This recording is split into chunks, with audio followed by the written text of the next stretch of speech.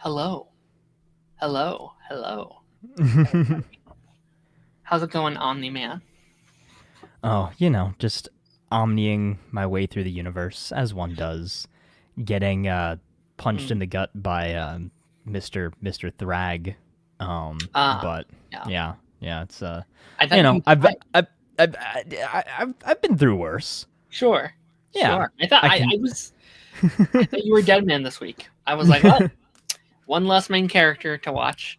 Well, I have Um, two superpowers. I can sleep on any couch, and I can survive uh, a yeah, just a brutal death punch. yeah. Hmm. Well, welcome back, everybody. After the credits, number 118. I titled this episode "Death, Death, and More Death" because I felt like in every show, it's either about death or looking back at someone who has died, Mm. or characters almost dying, or us not being sure if characters died. Um, I'm here with Taz as always, the OG dynamic Yeah. duo, back We for another. I don't know, Very- double like triple showdown this we week. might as well start talking about Gotham Knights again if it's just gonna be us. Mm. How many people would tune in for a Gotham Knights rewatch podcast? Oh, don't even get my hopes up. We might Don't be do the that. only people who ever rewatch Gotham Knights. That'd be funny. We should That'd be actually so. next time there's a gap and we've got literally nothing to watch and we're like, what do we even do? Let's We do a cannot Gotham Knights justify. rewatch. We Gotham cannot. Knights retrospective. You know how many shows we've promised them we'd cover on this show? Yeah. All the Buffy the Vampire Slayers and Supernaturals and freaking all the shows we've wanted to go. Breaking Bad and Avatar, but no. Yeah. Let's rewatch Gotham Knights again. Let's do that. I'm here for it. But yeah, fun show ahead. Obviously, we got some Darth Maul episodes. What is it, 5 and 6 to go over? Hmm. The Boys episode 3 of the final season, episode 5 of Daredevil, which is a very Hmm. nostalgic episode for me because I talked Yes. about that. And of course, the very, very crazy episode of. You don't have to play the whole thing. Any excuse to play that old intro is Oh always yeah. always fine by me. But what's been up with you, man? How's your week been? As I give me a chance to go promo some Yeah. things on the Discords and such. What's been going Yeah, on with no, you? I mean this week's been kind of business as usual, busy work week. Kind of just hung out a bit this weekend. Hung out with some friends, went to a little backyard barbecue, which was nice. Went out, played some pool, ran the pool tables, won like 5 games in a row, so that was pretty fun. And watched an ungodly amount of Invincible edits. I was Mm, today when I was working out, I was literally listening to Thrag edits as I was as I was working out, because this episode was so good, and I just kept just kept listening to and watching edits and forcing people to watch it that have not seen it and don't understand anything about it. Um, if you're still taking a little bit of time to load some stuff up, I hmm did just want to briefly Okay. bring something up here Show that and we've kind tell. of not show and tell yet, Oh, okay. but something that we've been kind of discussing Oh, sure. off and on is the Assassin's Creed Black Flag resynced worldwide reveal is coming April 23rd, so only 3 days away. And something fun about the little teaser that they put out is they title it "Gaming's Worst Kept Secret" because it has been. This is something that we've known about for I think over a year at this point. And now we're finally getting legitimate official information. So I'm very excited about that. Again, one of my favorite Assassin's Creed games, and they're actually remaking it, not remastering it. So it's gonna be a fun time, and I'll definitely chat about this with you guys next week once we get a full on reveal. Very very much so looking forward to it. Maybe if I have the time, I might do an actual reaction video. I might do some Ooh. original content that's not just clipped from this show. So Yeah. yeah, we'll see. We'll see. But I'm excited about that. And then I'll save my show and tell for a little bit later Okay. once we get to that topic. Yeah. Probably good not to say the word because I'd have to press the button again. Um, but yeah, no. You pay attention to anything at CinemaCon this week, Taz? Anything catch your eye this week? Nothing crazy outside of what we discussed on stream last week. Obviously the Resident Evil stuff Yeah. is pretty cool. I guess they showed off a new Mandalorian and Grogu trailer there. Sure, they did a lot of marketing for that. New trailer for that. New stuff for that. It was mainly. I feel like I always forget that CinemaCon is more for the audience there than it is Yeah. the public. Yeah, we didn't get so what they showed off some Doomsday stuff that obviously we didn't get to see, but they put out like a little description of it. Um but outside of that, like nothing crazy. I don't think that this is necessarily CinemaCon, maybe it was. But they did announce the Call of Duty movie in theaters June 30th, 2028. Why do we need a Call of Duty movie? I think that I think it'll be kind of cool actually if they just kind of lean into it just being super cheesy, or maybe try to like one for one retell one of the games or multiple of the games in one story. I'd hope that they go more so like the Black Ops routes. Yeah. And people are talking about like, oh, they're just gonna like cast Chris Pratt as the main character. And then I responded to one of the Call of Duty Zombies YouTubers that said that, and I was like, one of the lines is definitely gonna be, "What are we? Some kind of Black Ops squad?" Sure. So yeah, it'll be silly. It'll be fun. Lots of explosions. I'm sure it'll be Yeah. very poorly received critically, I and they're going to be like, okay, we'll just stick to making actual games instead of turning Call of Duty into a movie. Because that's kind of the fun of it. You're playing a movie, like, and there's so many. Yeah, there's so many war movies that I don't know how it's going to stand apart, because any other like, your Chris Hemsworth extraction movies or whatever, it feels like Call of Duty, or you're never going to reach the heights of like a Saving Private Ryan or something like that. I feel like I'd only even be somewhat interested if it was like zombies or like someone said ghosts. As someone who's not really played much Call of Duty. So Ghosts is not about actual ghosts. Well, I haven't played it, so I don't know. Yeah, no, I'm just prefacing this. Zombies, yes, is actually about zombies. There's there's an alien mode, but there is a team of soldiers called the Ghost Squad. There's a character named Ghost, and they just have like these skull masks on. They're cool. They're like another Spec Ops kind of squad.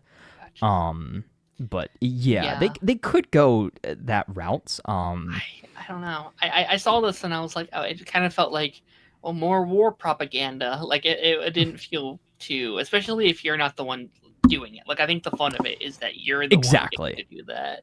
Exactly. Yeah, and I don't know. It's like Call of Duty has also been struggling in recent years with telling good campaign stories. Like as somebody who doesn't follow it, I'm sure you haven't seen as much of the discourse as I have, but there was a lot of hate online when Black Ops 7 came out in the fall about just how bad the campaign was, how much it felt kind of like an afterthought. In my personal opinion, we haven't had a good, solid Call of Duty campaign since, honestly, like Black Ops Cold War, and even that wasn't really that good. Maybe even going back as far as Modern Warfare 2019 is the last good Call of Duty campaign. But if I go back to my favorites, those are even older than that. You're talking about, Black Ops 2 and Ghosts and, classic campaigns like World at War and the original Modern Warfare 2 and everything, kind of in that era. But again, it could be interesting. I'm not necessarily sure like who's involved, like writing, directing, all of that. I know that there's been talk about this for a while. Again, I'm a fan. I've always been a fan. I'm interested in seeing how it how it plays out, but I'm not expecting anything massive. But I'm willing to be shocked and surprised.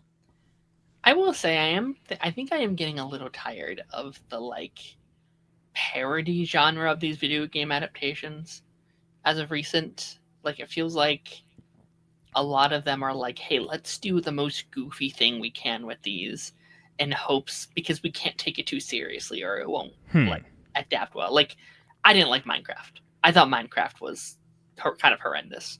Hmm. And then you had Street Fighter came out this week, and I thought that Oh, trailer looked bad in my I opinion. was gonna say I couldn't tell if it looked like the worst thing or the best thing I've ever seen. Like it, I I don't know know. it's meant to look terrible, but but it does also kind of just look like a parody of Mortal Kombat. It looks like a Saturday Night Live skit sometimes. Yeah, Like, and correct me for not knowing my one-on-one fighting game history, but what came first? Was it Street Fighter or was it I Mortal don't know. Kombat? I have no idea. Chat, let me know. And is one a spoof of the other? Because in my mind, it seems like Street Fighter is like discount Mortal Kombat, which again I know is not a great take at all. But again, that's just kind of what it seems like to me. Yeah. Yeah, I don't know. And again, like, I am not the demo for these either. I'm not a video game person, but like, I don't know. I'm getting a little like with Sonic, like, to an degree. It's like they're like so overly goofy, and I know sometimes these video games are goofy, and I get that sometimes, but I feel like they're sometimes overcompensating for it not being the video game and having to adapt it as such. Yeah, or I don't know. like, or sometimes too is straying too far from the source material. Like, and that's where people really had the issues with Halo.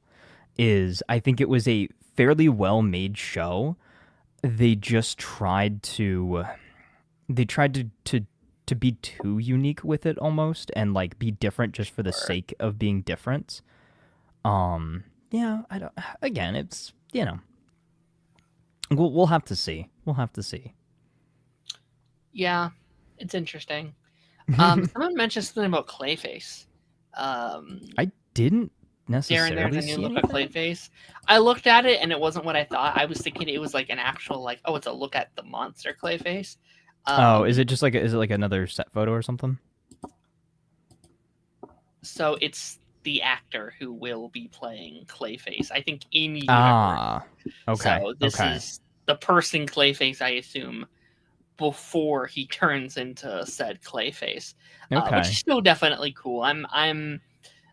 People who saw footage, this past weekend, apparently it looks incredible. Apparently it looks okay. fantastic. So, I'm willing that's to exciting. again be surprised on that one. It's one of those where it's kind of like at the very back of my mind as far as like I know it's coming out, Sure. but this year, right? Yeah, October, Halloween Um, weekend. Yeah. so here's my question, I guess, or my hot take on this, right?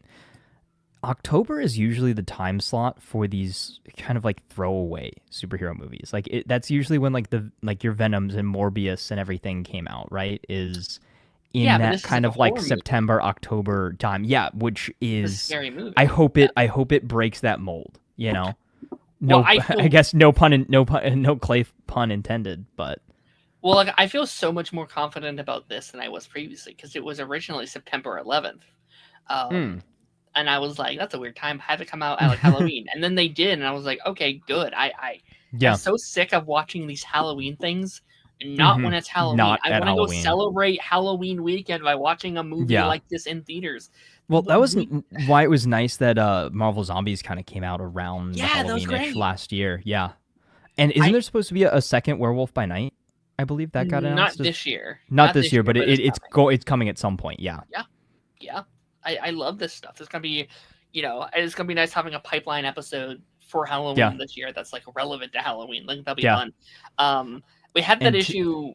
Me and Ben had the issue with like Welcome to Derry last year, where mm, they had the premiere of it come out like Halloween week, but then we mhm. had to watch the rest of the season through December, and it's like, no, no, Ah. no, you should have had it come out in Yeah, and it's September or early yeah. August, and then we can watch it through Halloween, and it ends on Mhm. Halloween. But yeah, I don't know. We'll see. I'm excited. It's my least anticipated of the comic book movies this year, but I think it will secretly be the best. I think it's the one Oh. that like no one thinks it's coming, whatever, and it like blows people away. you Based, willing to lock that in as your answer for best comic book movie of the year right now? So right now we're in the early yeah, stages. We've seen a Spider-Man trailer, we've seen multiple Supergirl trailers, we've seen teases for Doomsday. Clayface, we've seen teases for Doomsday. Am I missing anything? In terms of movies, I think that's it. Yeah. I think that's it. Okay. What if you had to bet 1,000,000 COD points on on what is the best superhero movie of the Yeah. year right now? I What don't is think your it's choice? Doomsday. Let's let's do that. I don't think it's Doomsday. Yeah, I I think we think can Doomsday will eliminate be fun. Doomsday as well. Yeah. Doomsday's fun, but I think it's going to have issues for me at Idea. least. I can see it right now. Is like like discussing film. It'll be like a 7.5, 8 out of 10. Great Avengers movie. Fun to see all the characters back together. Doesn't reach the same heights as Infinity War or Endgame. We'll have to see how the story wraps up in Secret Wars to Yeah. really make a decision. That is my thought process there as well. Good I think movie, not great movie. I think Supergirl will be good. I think it's going to be really fun. But all the things we've heard on like the critic side is just like it's a pretty solid good movie, but like Mm-hmm. most of the test screenings haven't been like, "Oh my god, you have to watch it." Like I think it's going to be Mm-hmm. like good blockbuster, good fun. I Yeah. think I will like it more than Superman ultimately. Okay. It's going to come down to Spider-Man and Clayface, I think, in terms of the Okay. movies.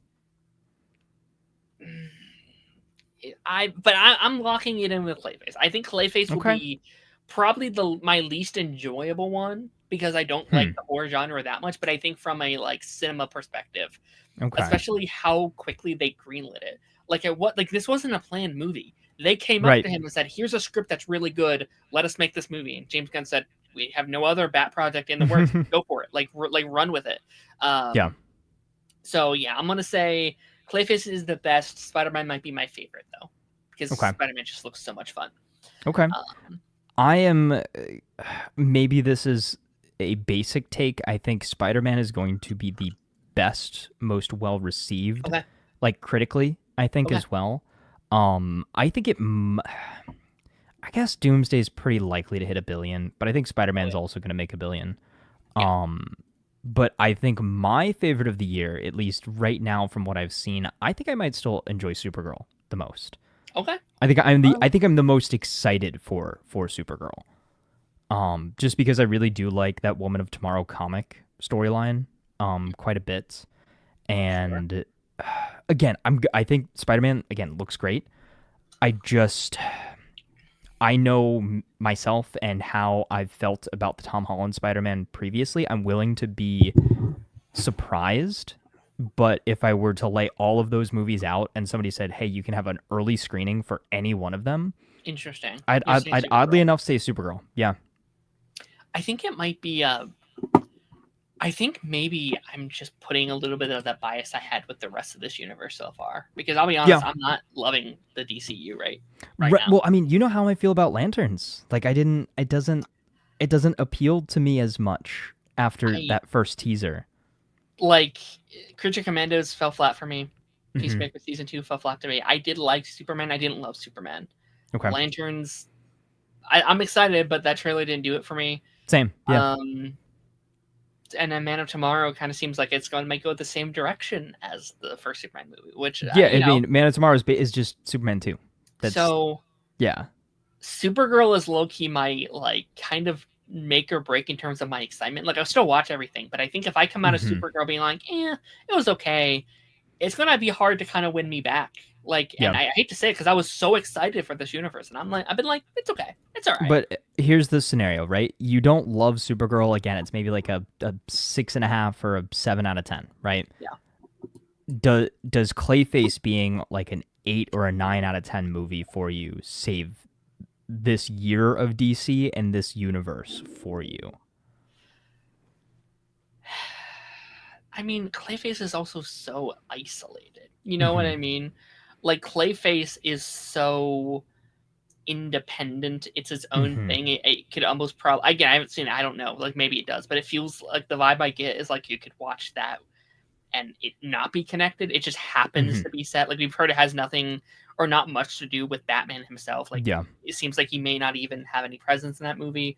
Um, What if it does something so minor but impactful to set up something for the Maybe. future? I don't think it would save my thoughts on Okay. the universe as a whole, but it would be like, yeah, this is a good example of what you can do. I think Okay. I get Supergirl that. feels more tied to the universe as a whole and what's going in the Oh, future. Like 100%. yeah. 100%. Um, I think Jessica that Jones is going to kind tomorrow? of directly lead us into, if not directly leading us into Lanterns, it'll at least kind of more directly set up Man of Tomorrow. Sure. Yeah, all And three maybe of give us those, yeah. do you think we get any answers to the end of Peacemaker season 2 in Supergirl? Like, is there a post-credit scene I don't think so. that ties any of I think that that's together? Lanterns. I think Okay. it's Lanterns that Okay. will do that. Okay. Which then further goes to the thing of like, well, can't you watch them all separately? Right. It's kind of like, I don't know. It's weird. Yeah. But I don't know. We'll see. I'm Yeah. so excited for these, but I have tampered expectations. Okay. Jessica Jones tomorrow, baby. Heck yeah. Oh yeah. I've been pretty hyped all week for that. That's been exciting. I'm so excited for that, but once again, I kind of feel like I wish we didn't know that she was in the season. Like, obviously, it would have at this point been spoiled because It wouldn't. She was on set. Yeah. Well, yes, yeah. Technically, we knew like- she was in the season before they told us she was in the season. Yeah. But if they could have somehow kept it In a a secret, world. that would have been I mean, I feel the same about the set photos we saw over the last couple weeks, where it's like, well, that's cool. Did you see the Mike Coulter thing? I was about to say Mike Did we talk Coulter about went that to last the. week? I think briefly, he went to the school of spoilers, just like Tom Holland and Mark Ruffalo. No, and... I think the Tom Holland shit is PR. I Oh fully well, think 100. most Yes. of that stuff is PR. Yes. I Oh think yeah. Mike Well, I think he Coulter did just like forgot. one. Like he did like something very early on, probably. Like I think Yeah. it was one of the interviews where he said something like, "Oh, Spider-Man goes to space" or something, or like, "Oh, the next movie Yeah. that he wasn't supposed to do," and then we were playing it up later. Yes. The one where he's like undoing the package and he shows Yeah, the poster. He's it's like, so "Oh obvious. no!" And It's so he obviously believed it. fake. He Yeah. would believe it. I'm like, well, it's so clearly staged. Yes. But yes. Mike Coulter, I just think he forgot how strict it was. It's been such a long time. I really think Yeah. he's like, yeah. Well, I think he just was like, "Oh yeah, here's a picture of me with Charlie Cox. Cool. Yeah, he Doesn't didn't really even matter think what he's wearing. Oh, Yeah. he's wearing a prison outfit. That probably should not have been posted." Which, to be honest, I think if it was just Daredevil, I don't think they'd care. I think they're like, whatever. It does make me think of like, oh, maybe there might be something for Spider-Man, right? That makes me think, oh, maybe there is something. Like, does someone show up in that movie or whatever? But it's so. Did you see the interview too? I don't know what it was for, but with Charlie Cox, like it was on like a red carpet or something like that, and somebody was like, "Hey, so we know, prison's coming at the end of Daredevil. Like, there's a prison in Spider-Man. Do you think we might see you in that prison?" He's like, "I'm gonna stop you right there. I'm not in the movie." Like, I've seen a couple like that where he shuts I'm like, it down dude, instantly. It's like that's too PR trained right there. He's not having- But it's so funny how now they get us to look so deeply into these things after the Andrew Garfield debacles and again all the Tom Holland stuff. It's like we overanalyze people saying I'm not in a thing and we think that they are lying. Like there is again, you don't necessarily know a ton about this. For those in chat who know anything about the Call of Duty Zombies impossible Easter egg in Call of Duty Black Ops 3. So Jason Blundell, who is like the mastermind of zombies back in the day, has stated like 8 years ago that there was this impossible Easter egg that nobody was going to solve. And for the last almost a decade, the community has been looking in all of these different maps, looking at the game code, dissecting things. There's something about a hypercube, so much random stuff.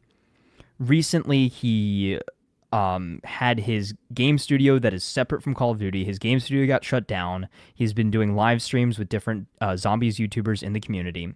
One of those streams, he's like, "Hey guys, I see all of you looking for this impossible Easter egg. It's great. It's very flattering, but stop looking for it. You're never going to find it. If you do find it, it will probably be not super meaningful to you, but it will mean everything to me," is what he said about it. So he's basically saying, hey guys, stop looking. You're never going to find it. don't do this. And what did the community do? Decide to look even harder and deeper at this impossible thing. And he's like, it's in the name, impossible Easter egg. You are not going to solve it. And I think that's so funny that they tell us to do one thing and we will do the exact opposite because we're like, oh, well, he's telling us not to look for it, so that actually means he wants us to look for it. Like, Yeah. nobody will ever take anything at face value ever again, which I think is hilarious. That's really funny. Did you watch like Gravity Falls at all as a kid? Yes. That was Yes. very great. Like Gravity Falls Yes. coded is every Oh, I episode love, had. yeah. Like I yes, love- and it's ciphers and all Yeah. of this stuff. I always love the story of like how they ended the show, where they had the different pieces around the world, and all the people around the world had to come together and put together the message for other people to. That shit's so cool. I love that stuff. Oh, same. Sony won't let Spider-Man show up in Dare. No, I'm saying I think Daredevil will show up in Spider-Man. Is what I'm saying. Mm-hmm. Yeah. Well, he's got to return the favor because he showed up in the friendly neighborhood Spider-Man. Mm-hmm. Although I will say we are getting Daredevil and Kingpin in Friendly Neighborhood this year. I was gonna say, when does Friendly Neighborhood come out this year? Fall. Do we know? On the fall. Okay. Yeah. Alrighty. Speaking of people falling, we are going to transition into our next show. Not Daredevil Born Again. That's not it. Oh. Which one is it? I get excited for a Darth second. Maul. Maul. Shadow Didn't he fall Lord. at the end of his first movie? Oh, yes, he did. Okay. Very like, far. that Into was like, that was him, a right? deep, dark, bottomless pit, and he was dead until the Clone Wars. What up, Taz? How's it going, bud? Yo. What, episode 5 and 6 of Darth Maul? Yeah, dude, we're in the thick of it now. I saw you talking about it in the chat. I thought today. it was penultimate. I thought we had I got 8. scared there for a God. second. Thank Yeah. God it's not, because I was like, we just started. Like, I really feel like this was almost the start of the season. Like, I felt like where Yeah. we did this week, I was like, this could have been the setup for a season, right? I think it certainly feels like it should be like a 15 episode season at least. I will say, yeah. And it's like these episode pairings, right? It's like, okay, why are we doing these 20-minute episodes when each pair of episodes kind of has to be together. watched back to back? Yeah. So you might as well just, okay, at this point, release 5 40-minute episodes rather than 10 20-minute episodes. I kind of agree. It feels a little weird. Like, yes, I wouldn't like a 5-episode season, but we're watching it like a 5-episode season anyway. And I think it's done that way just because that's how the Clone Wars was, right? Clone Wars was done in these arcs.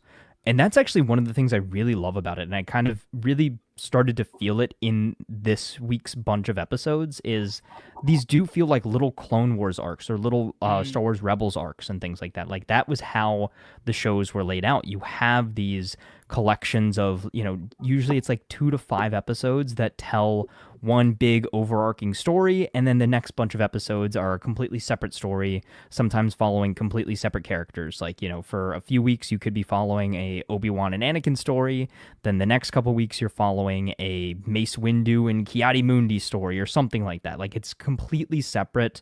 You get a little arc. You tell one complete chunk of stories and then move on to the next one. So it's very comic book-esque in a way as well. But this week we're officially now in the back half of the season.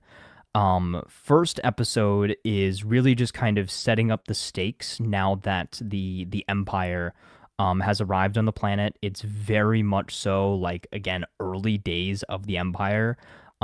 They are, harsh. They are coming in, seizing control, taking authority. You can also kind of tell where this is in the timeline by the phase of Stormtrooper armor that they're wearing, which I think is a great little detail. If you remember back to early seasons of Star Wars Rebels, I believe they have this same sort of same style of Stormtrooper armor. So again, it places it very nicely in the timeline there.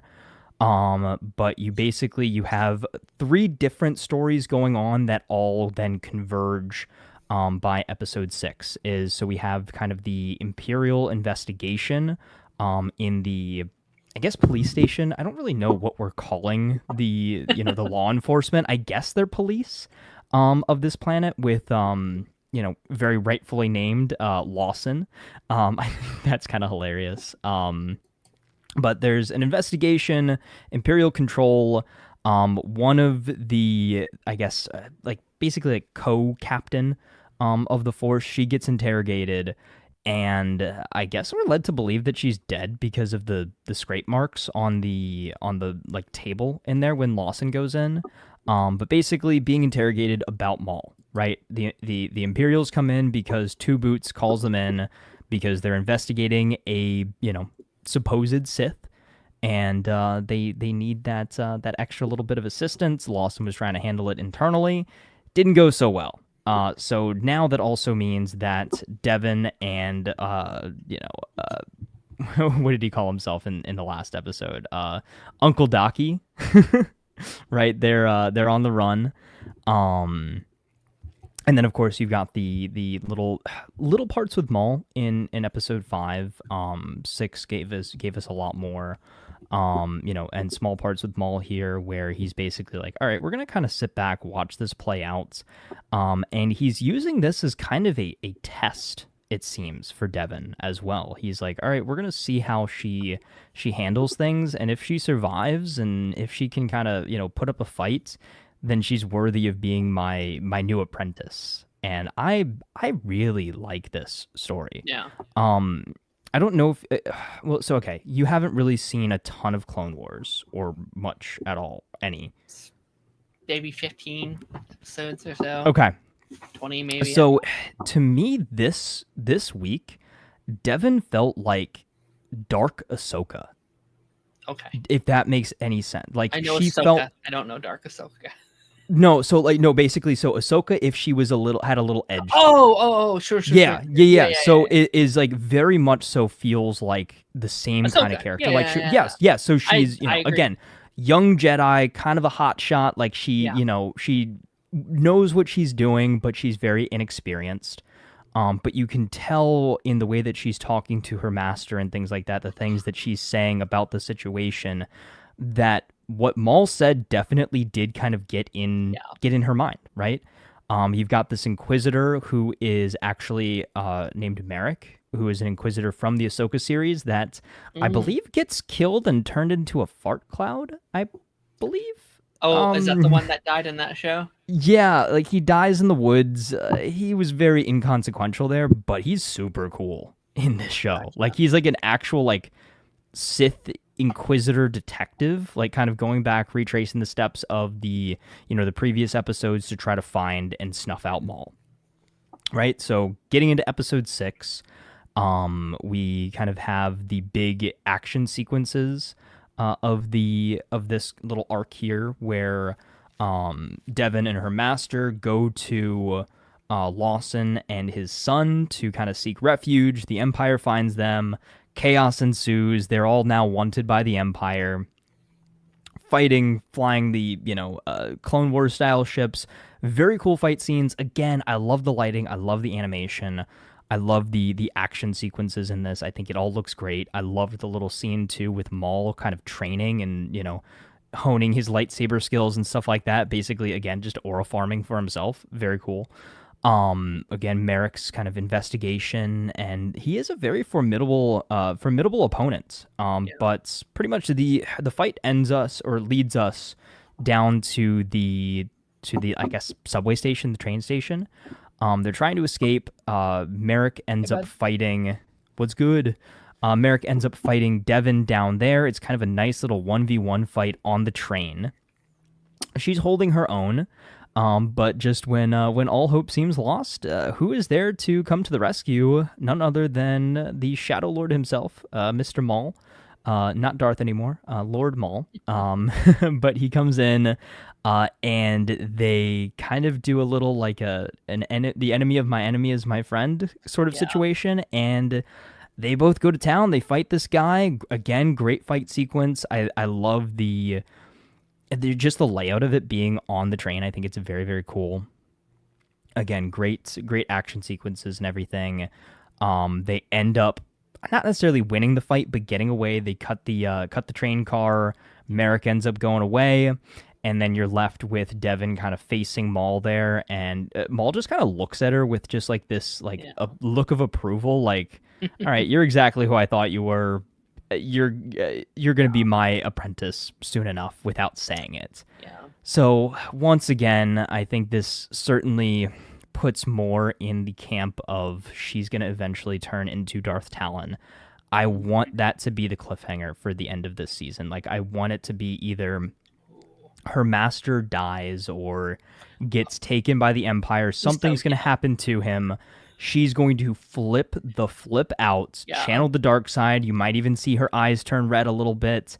She is going to go full on dark side mode, follow Maul, go down this dark path, and then next season we're going to see her with the, the black Maul paint, I think. Like, she looks, again, if you've seen Talon, she looks exactly like Darth Talon, just without the little black bits. Hold on, let me find a good picture. As someone who doesn't know all those characters, that does seem the trajectory of like final episode is her joining Maul and joining the side.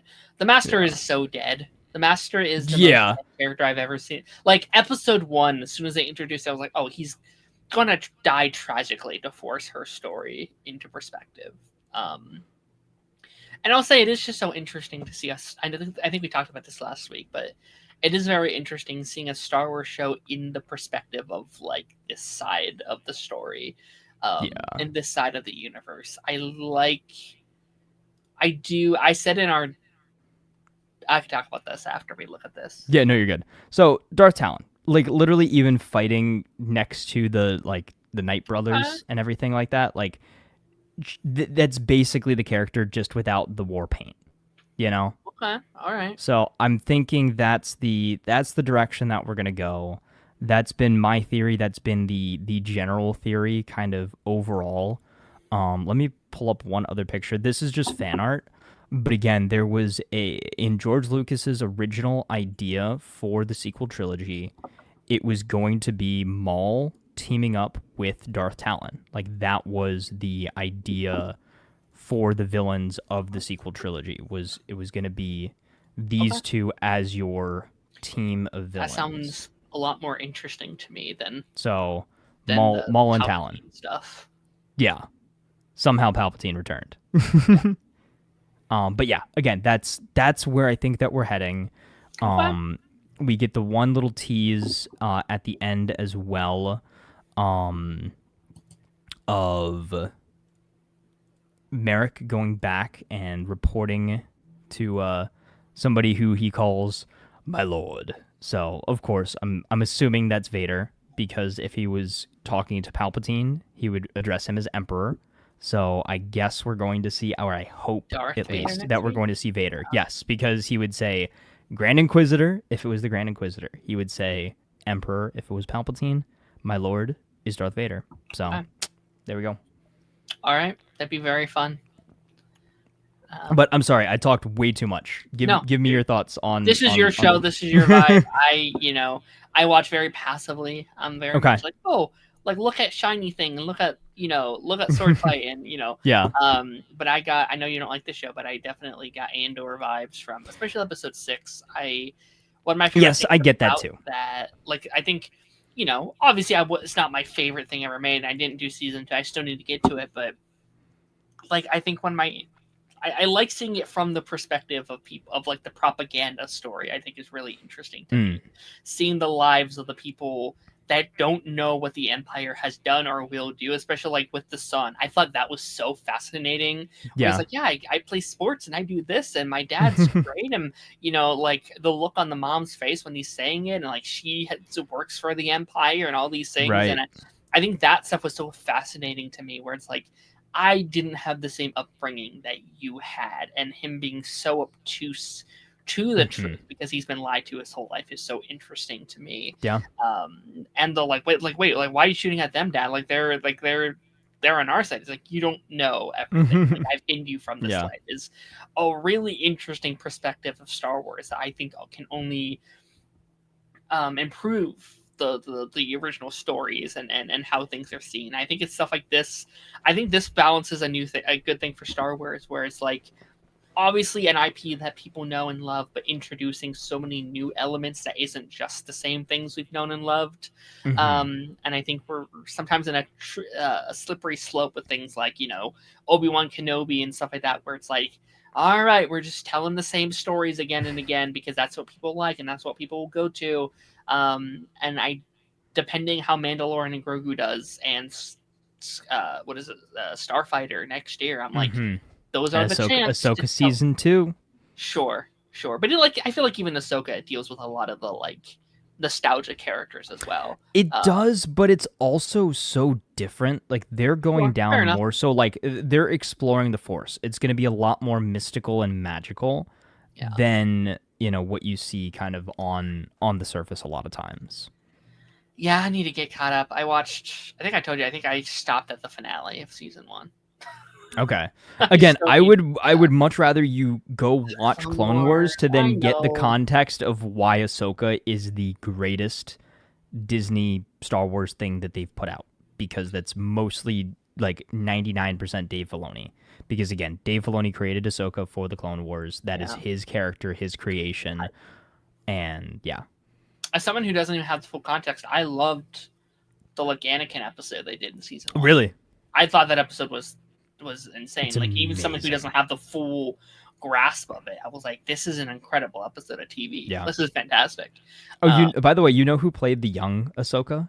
Yeah, the freaking the girl from Barbie and young Gamora. Gamora, yeah. And she was also in Now You See Me 3? Yeah. And Zombieland? She's very impressive. She's done like so many of the young characters. It kind of pissed me off when people wanted her for Velma. Like she was one of people's pitches, and it's like, well, she's not a big actress. It's like I was actually about to say, like, her and McKenna Grace need to be in a movie together. It's like just because she's not on the level as like McKenna Grace, it's like for her age, she's been in bigger stuff than most actors can say they've been in their lifetime. Like, she may not be the star of anything big, but she has been in a lot of great things for her age. It's crazy. Yeah. What about Alan? I'm hoping to get caught up on Maul this week. I've heard great things. Yeah. As someone, I found myself wanting to watch it throughout the week, which I don't feel that way about a lot of Star Wars things. Typically, I'm like, all right, watched it, fine. I'm done with it. There isn't typically I feel like I have to force myself to get through Star Wars stuff. But I'm like, yeah, it's Monday. I get to watch Darth Maul. It's doing its job, and it's bringing me into a show I typically wouldn't care that much about. Well, I'm glad that you are. I'm glad that you're enjoying it, and hopefully it will turn you into a true Star Wars fan. If there was anything to get me to watch Clone Wars, this is up there. Like, I feel like this is a good pitch for me. It'd be like, you like this? There's more of this out there. There's a lot more. Maybe I'll have to make it a subsection of Maul. Maybe when our shows slow down a little bit, maybe I'll bring it onto this show. I'll be like, all right, talk about 5 episodes a week or something. Yeah, it'd be fun. Alrighty, the boys, your favorite show of the week. The obviously. boys. What was your favorite moment of the week, Taz? I have to know. My favorite moment of the week was when Soldier Boy said something very heinous and out of context, but everybody loved it because it's Jensen Ackles. That happened. Actually, yeah. That's very accurate. It was a big. That's the plot of the that was a big Soldier, it was a big Soldier Boy episode. Nice. In fact, there's been he's probably been the main focus this season, which is very interesting. Because he's getting a spinoff, right? He's getting a prequel, and this episode definitely felt like a little bit of a backdoor pilot, or not a backdoor pilot, because apparently they are doing like kind of a proper backdoor pilot later this season. But this was like there were references that felt like they were kind of winking at us a little bit, where it's like, it's coming, guys. The boy is coming next year. So does he like? Do you think he like survives this season, or are they doing a prequel because he dies? Do, I think do we it's a know? prequel because that's the most interesting time it would be for him, because that Okay. is such a Okay. fascinating time to put his show. I'm not Okay. sure if he dies though. I would like. I don't want to spoil Better Call Saul for you, but I wouldn't mind if they do a Better Call Saul approach, where Hmm. Better Call Saul, they start every season in the present day, and each Ah. season is you slowly being like, how, like, what does this mean, and how Okay. does it get here, kind of thing. I like those kinds of I layouts. would Yeah. like it if it's like maybe we see glimpses, or like maybe at the final episode can be like in the present day or something more Okay. meaningful. I don't know. I think that would be kind of cool, but also I could see a world where they also kill him off, because so far they have promised a lot of deaths in the season. Eric, Okay. he had said, "I hate when shows don't, have stakes in our final seasons or are too afraid to kill characters off." They have killed characters off in every episode. There's been 3 Okay. episodes. Characters have died in every one. Okay. Did they all stay dead? No. Some have come back, right? Um, Already? like they already killed Soldier Boy in like episode 2, and it's like, oh my god, he's dead. And it's like, oh no, he's not. All right, he's back. All right. Oh. But yeah, this episode. Where do I want to start with this episode? This was my favorite episode of season 5 so far. Not in the rest of the episodes were bad way, because I thought 2 and 3, or 1 and 2, were really good starts to the season. But this was the episode that I was like, I do like the show. I do like. I always forget that I like The Voice, just because it's filled with so much satire, and it's filled with so much. I'm tired of the show, and especially after season 4, I did not like season 4. Season 4 was not my bag, and I think this was a return of like, oh, this is why I fell in love with the show. This episode did a lot of nostalgia stuff. Did you get to? You saw the first 3 episodes, right? Yes. Yeah, it Did was the you first see 3. Translucive, the guy that can turn invisible? I didn't in my watch through, I don't think, Okay. but or maybe I did. I don't know, but I know he exists. I know he exists, and Okay. I did see that like behind the scenes thing with what's his name? That plays Superman in My Adventures of Superman. What's the Jack actor's Quaid. name? Yeah. Yeah. So I saw him doing the the fight choreography for that, or Mm. like the yeah. Yeah. Yeah. Well, this was kind of. I don't know if you saw. I think you saw it. I think if you've seen the first 3, you probably saw the big Translucent Probably. episode. Yeah. But the big plot point. That's kind of how the show starts. Is that Huey is kind of all innocent and okay and chill, and then he's forced to kill a member of the 7, and that's kind of what brings him in, and that's Translucive. And this is almost a full circle final season moment where he is now faced with his son. Oh wait, yeah. Okay, no, I do remember. So he did. Yeah, he killed him in season 1. He You're right. blew him up. Okay. He Okay. put a Yes, I bomb do in remember his- that. Yeah. I do remember that. Okay. And then this was kind of like a legacy episode to that, because we met his son in Gen V, the sequel series, and now Huey, the person who killed his father, is now faced with his son, and he wants to get back a Homelander because he thinks Homelander has, he murdered his father, but it was Huey, and it's a really interesting perspective. The show has some really interesting commentaries on like everyone's kind of the villain if they're pushed hard enough. Like you have to become the villain to beat the villains, and there's some really interesting stuff around that where it's like, yes, Homelander is this evil man who's doing these evil things, but in this scenario they are the villains, and they had to do these things to win and to keep fighting and to save themselves. And so it was a really interesting full circle moment. Huey, in almost the exact same spot he killed his father, now have to kill his son because he's learned the truth and because he's forced down to this again. And it's an episode about looking upon the past and what Huey has gone through, what these characters have had to do over the course of these 5 seasons to stay alive and keep fighting in a really interesting way. Would I like to have seen maybe a little bit more of that character? Maybe. I know he was in Gen V season 2. I don't know. There's another season of that. It would have been cool to maybe see him pop up back there. But that stuff was interesting. We reintroduced Gen 1, which Gen 1 is like the first ever Compound V. we see in the universe. So Okay. the early day soups, so like Soldier Boy and Stormfront characters like that, they got the first dose of it. And the big plot of the season, Taz, really is that they have a soups virus.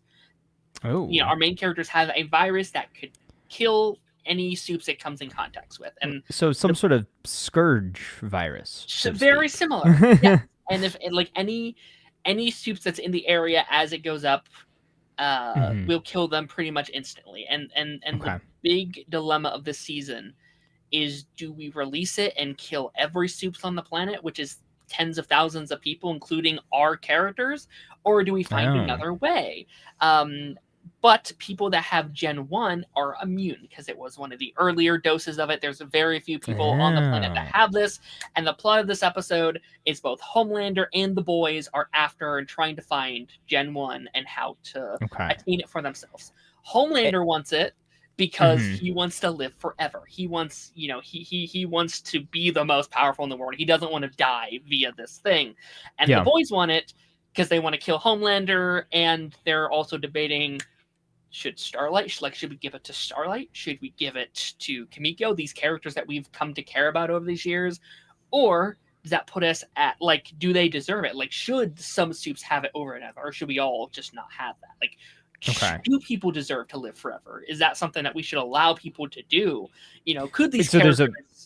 So there's a virus, and then this is like an antidote, or like a...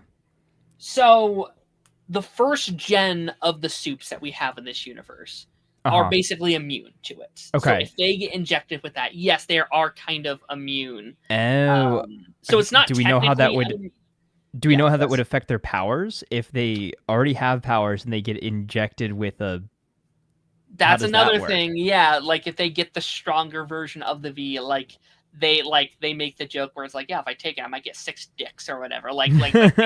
They make that comparison. Okay. And I would assume Soldier Boy is a Gen 1, right? He's the only active, I think, alive Gen 1 that we have in the show right now, which is like the big dynamic of just like, my father has this and I want to live forever. And there's a dynamic between Soldier Boy and Homelander of just like, well, I'm gonna outgrow you. Like I'm going to live past you, and you're going to get gray and get old, and then I will take over your spot on the set. So there's that thing with Homelander of like, well, I'm not gonna let that happen. Like I need to live forever. And have we seen Jared Padalecki and Misha Collins characters yet? They have not shown up yet. They have not shown up yet. I think I've heard maybe episode 6 of the season. Okay. And so are they going to be also Gen 1 characters? I don't think so.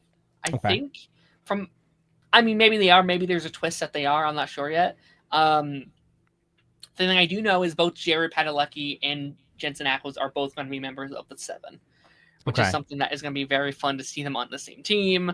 Okay. Jared's like a speedster-esque character. So that's going to be very, very fun. So it is just Supernatural again. Yeah. I don't know what Misha's up to. I don't know what he's doing in the show. I don't know how much of Supernatural you've seen. Bobby has also been in the show in the past. I don't know if she's going to pop back up. Jeffrey D. Morgan has also been in the season. I don't know if he's going to pop back up. So like, well, he's got time now. Conquest is dead. There has to be a scene where it's like the whole cast together or something. In an interesting way. No. Some of this stuff I don't even know how to talk about without just blatant spoilers. But again, I told you don't even worry about it. Just explain it to me. Like I've never seen it before, but I don't I don't care about spoilers. So you go for it, because by the time I get to it, I'm not gonna remember. Sure. Ryan was back this week. Ryan is the son of Homelander. And kind of also the adopted son of Butcher. For a little bit of context, Homelander R-worded Butcher's wife in the early days of this universe. So it's his son, but there's some stuff there that is so Butcher is not technically his father, but it's his father. Like he's looked after him all these years, and there's been some stuff back and forth. And Butcher reconnects with Ryan. There's been some weird back and forth over the year. They've had their issues, but he now re-recruits He wants Ryan to sacrifice himself to kill Butcher. They have this virus um, in, in hand, and he wants to give it to Ryan to go to Homelander and be like, well, let this thing up. You may die, Ryan. You'll die doing this, but I'll be with you. And so like you will have to die, but you'll be the first person to die saving the world was kind of like the pitch to him. It's just sacrifices have to be made sometimes to save the world. But after the virus gets destroyed, Ryan decides I'm strong enough anyway. I'm gonna go fight my father. I'm going to prove to Butcher that I can without the virus. I'm going to prove I'm better than my father. I'm going to be the hero without dying. And then he gets Invincible season 1. He gets pretty fucked up. Homelander fucks him up pretty badly. I can always make another kid. What's another 17 more years? Pretty much. Pretty much. Yeah, Homelander beats the shit out of him. Like he to the point I ended the episode thinking, I think Ryan's dead. Like I truly thought in the episode they killed Ryan off. Are you sure? It doesn't seem like it. Like the last shot is him like like doing like a little breathe. Oh, okay, then yeah. He looks dead still, but he breathed. I was like, I think he's alive. It's interesting because people who saw it early said that Ryan was barely in the season. So, we'll see. I'm curious what they'll do with him. I was under the impression for years that maybe Ryan would be the one to actually kill Homelander in the end. That would be the ending of it. That was a theory for many people. So, very tragic, and it's another example of just how shitty Homelander is and how bad. There's the scene where Ryan addresses what Homelander did to his mom. He's like, did you do this to her? And it started off like, no, of course. Like, why would you say this to like, well, she came on to me actually. And I was like, well, look, like, okay, I did do it, but look what came out of it was like my son. And it's this evolution of just like, oh, he is such a shitty, horrible, unattainable person. And so much of the season has been just Homelander losing. Like, he's been losing his shit for years now, but now it's like him believing his own bullshit. Like, you know, it's all been like, oh, these people are stupid and these people are, you know, they'll believe anything I tell them. So now he's also kind of gone so insane that he's believing it himself, and he now believes he is like Jesus incarnate. And there's some very this episode had some very on the nose religious comparisons that is very. I don't know how much you watched the news this week, but there was another big figure that this person is often parodied of also compared himself to Jesus in the real world scenario this year, or like this last week. And it's like, oh, they really are the modern day Simpsons of being able to predict just something like crazy so stuff. It's like 2 days after that person made that post in real life, this episode aired that paralleled it almost exactly. And it's like, holy shit, how did you guess this? Like, how did you possibly I feel like the world has gone so shitty that they're accidentally like we're living out this weird I don't know, this weird apocalypse type story in real time in a creepy way. It's almost hard not to talk politics with the show because this season has just been so politically. I mean, I feel like isn't that kind of what the show is? Is it's very like kind of real world, but like real world with superheroes kind of thing. Early seasons, it wasn't as much where like obviously there was like comparisons to the real world, but the show is as it's gone on, it is almost a 1-for-1 to politics and like. Eric Kripke like even said he's rode in these last couple seasons as a like this is what could happen, not knowing what he said could happen actually has been happening in the real world. And he's like, I didn't mean to do that. It's just like my fears were like manifested in the real world in a very interesting way. Yeah. Darren, do you feel like Kimiko's dialogue felt ADR? Kimiko's dialogue this season, I understand the critiques with. It's very cringe and very weird. It's a character I did see some of those clips. Yeah. I don't know. I all the found it kind of foreign funny. clip. I found it funny. I also understand though if people aren't vibing with it. It's I get it. I get it. I mean, It's a didn't different. she literally say she learned how to talk from watching TikTok videos? She Like, hasn't. so that makes Yeah, sense, right? this is the only season she's been able to actually talk in. Like she's used Okay. sign language up until this season. So Huh. I get it, although it is a little on the nose sometimes. The actress that played Kate came from Supernatural. Oh, sick, awesome. Yeah, a whole bunch of those people coming over.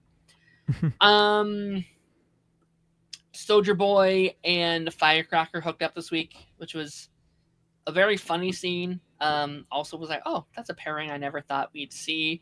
They kind of like Soldier Boy was I kind of just did this to get back at Homelander because I thought you hooked up with Homelander, and so I Isn't thought that kind of a reference to something that happens in the comics between Soldier Boy and Homelander because Soldier Boy isn't Homelander's father in the comics, I believe? that's how it is in the show too. Yeah.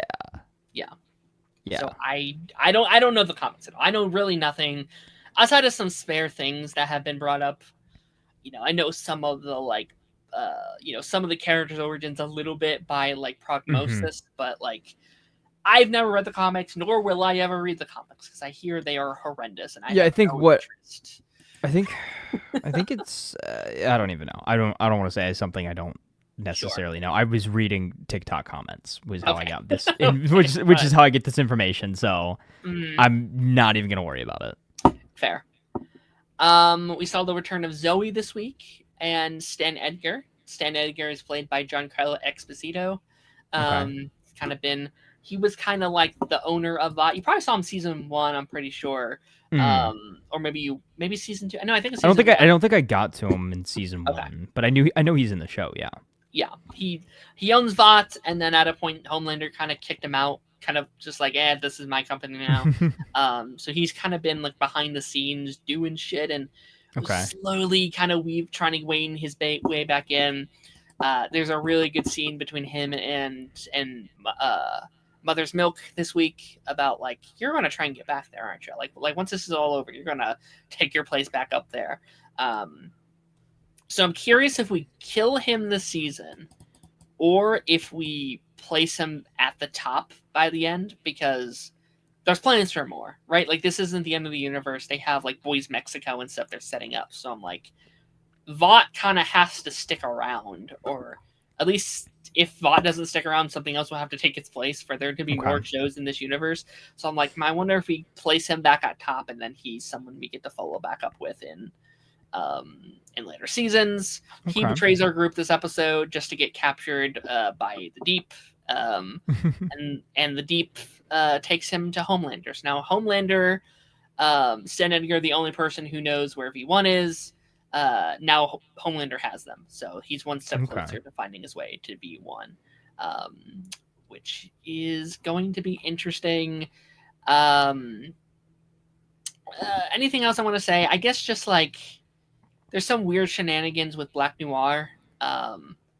Black Noir's whole thing in the last couple, like the beginning of the stories, he can't talk. Like he can't talk, he can't speak, whatever. That version died years ago, and since he's a man in the suit who can't talk, they hired an actor to play the role instead of like announcing like to the public like Homelander, like this character died. It's like we'll just hire someone to be in the suit and pretend to be that person, basically. Now that version of the character talks a lot. He like talks nonstop when he's not in the suit, and he's so uncharacteristic. And one of the mysteries this season, now he's just not talking. He's just stopped talking. He won't talk to anyone, and we're like, did this person die? Did this version of the character die? Did they like sew his mouth shut? Is it someone else completely? Like, there's a lot of. Isn't he supposed to be a Homelander clone? That's what it is in the comics. Okay. That's what they did in the comics. They hadn't adapted that yet. Maybe they have. Maybe it's a final twisting at the very end of the show. Yeah, Homelander clone kills Homelander at the end or something like that. Maybe. I feel like it's almost too late to do that now, though. Like, if that's a thing, I would have liked to have done that 5 seasons where we had like there were seasons where they were stretching out the Homelander of it all. I mean, like, all right, like I would have maybe done that for season 4 if they were going to do it. Yeah. But yeah, Annie kind of went off at the end because she's scared of losing Huey. That kind of felt out of nowhere for me, but Yeah, good episode. My favorite episode. Good stuff. Great moments. Hope Ryan's not dead. Have any final thoughts, Taz? Things that you need to talk about? Next week there will be a supernatural reference. Mm, That's sure. my theory. You might be Supernatural's biggest fan who hasn't watched Supernatural. Yes. Well, again, blame my brother. Someday we gotta do it. Someday we Yeah. gotta just go. Well, through again, it. here's the thing. I've seen so many clips online. I feel like I know Gotta. this show. Like I feel like I've Gotta. seen a lot of it, but like I haven't I've actually seen sat 9 down and seasons. seen it. I've seen my 9 gosh. seasons, and that's only half. Yeah. Yeah. Someday, maybe when our schedule clears up a little bit. Yes. Yeah, one day. And like I said, honestly, we could just do a stream where we're just like, okay, this is the episode that we're on, and we just watch it. Yeah. Just watch it and live react. But Born Again, episode 5. Born Again. I got sad after watching this episode because I was like, man, only 3 left. Yeah, well, I got sad after watching this episode, but for a different reason. I realized I also they got could sad. Yeah. they could have made this show look and feel like the original show, yet they chose not to. But I kind of appreciate that in a small way, though. Like, I think yes, I kind of like one of the things I talked about in the podcast I thought was really interesting is they didn't want it to just be Daredevil again. Like, they didn't want to directly just make the, at least, you know, when they came back in and, you know, were doing their own thing. I don't know what the whole thing was when they, you know, before, but like they wanted it to feel unique to its own being. Like, you know, they talked about with X-Men 97, that was a show they were actively trying to recreate the feeling of the original show. Yes. Daredevil, they wanted it to have its own identity, its own feeling, its own unique thing. And I think from that regard, I respected a lot them having its own look. On the flip side, I also understand because it does look really, really good. Yeah. I understand. I will say though, like this was a love letter. Like this was fully a love letter to that original show. Like I think I said in my like mini review for it, I was like, if you love the original show, you will love this episode. I think. Yeah. Yeah. Yeah. God. Sorry. They just did such a good job of like recreating and recapturing the feel and the tone and the look and just the even just like down to how everybody was acting in that in those season 1 flashbacks. Like it felt like an episode of the Netflix series for all intents and purposes. Like it really did, and it brought me back to how I felt watching those old seasons. You know, like it really just felt like I was back in the Netflix show. Yeah. It's like almost like this was like a lost episode that they just scraped up clips from. Yeah. Right. Yeah. It was so well done, and I like how they interwove a lot of things that we know in present day and made them kind of, you know, canon to the original show. Like, you know, we got the greatest multiversal crossover of all time is original Wesley met new British Wesley. Yeah. Like that was, you know, that was fun. Yeah. That was great. We learned some interesting lore that Kingpin could have invested in Bitcoin, but he didn't for some reason. Kingpin saying Bitcoin was so funny. What do you know about Bitcoin? Bitcoin. Yeah. Wesley, when I was a boy, I had lots of coins. I really appreciate that, you know, it takes balls to kill off not one, but arguably 2 OG cast members when you're doing a revival, right? Yeah. And so I bet they were kind of looking at this and be like, okay, these are 2 people that shaped what that original show was. Yeah. The 2 characters that arguably meant the most to our 2 protagonists. Right. Can we get away with this and be honorable? And I think there was a lot of people that still felt kind of disrespected after the Foggy thing, after how they handled that last season. Yeah. And I bet they were looking at the Vanessa thing, like, how can we do this and pay respect? And this episode was like, okay, we'll pay respect to Foggy and what he meant to the fans, and we'll pay respect to, you know, Vanessa and what she means to the fans. and then throw in Wesley just for the fuck of it, because why not? Because people also love him, and it felt like such a love letter of just like, it felt like a thank you almost of just like, listen, we know this has been rough. We know it's been a long time in getting here. We know your show was canceled all those years ago, and you went through hell kind of getting it back, and how season 1 went. And it almost felt like a thank you to me of just like, thanks for sticking with it, and thanks for riding with us as we kind of get our shit together, kind of thing. Yeah, thanks for riding the wave. Thanks for just believing in us to get back to this point. And here's our here's our thing. And it was so good. And just my favorite element was just seeing Matt and Foggy back together, just chopping it up, just doing dumb stuff. Avocados at law. And also I guess we learned some interesting lore about Matt Murdock, that he doesn't have a problem with feet. You think that's why he was into She-Hulk? You think he likes the Hulk feet? Oh my god. There was such a weird revelation I had while watching this episode that's going to go against literally everything I've said while we've covered this show. I ended it and I was like, God damn it, I've accepted Foggy's death.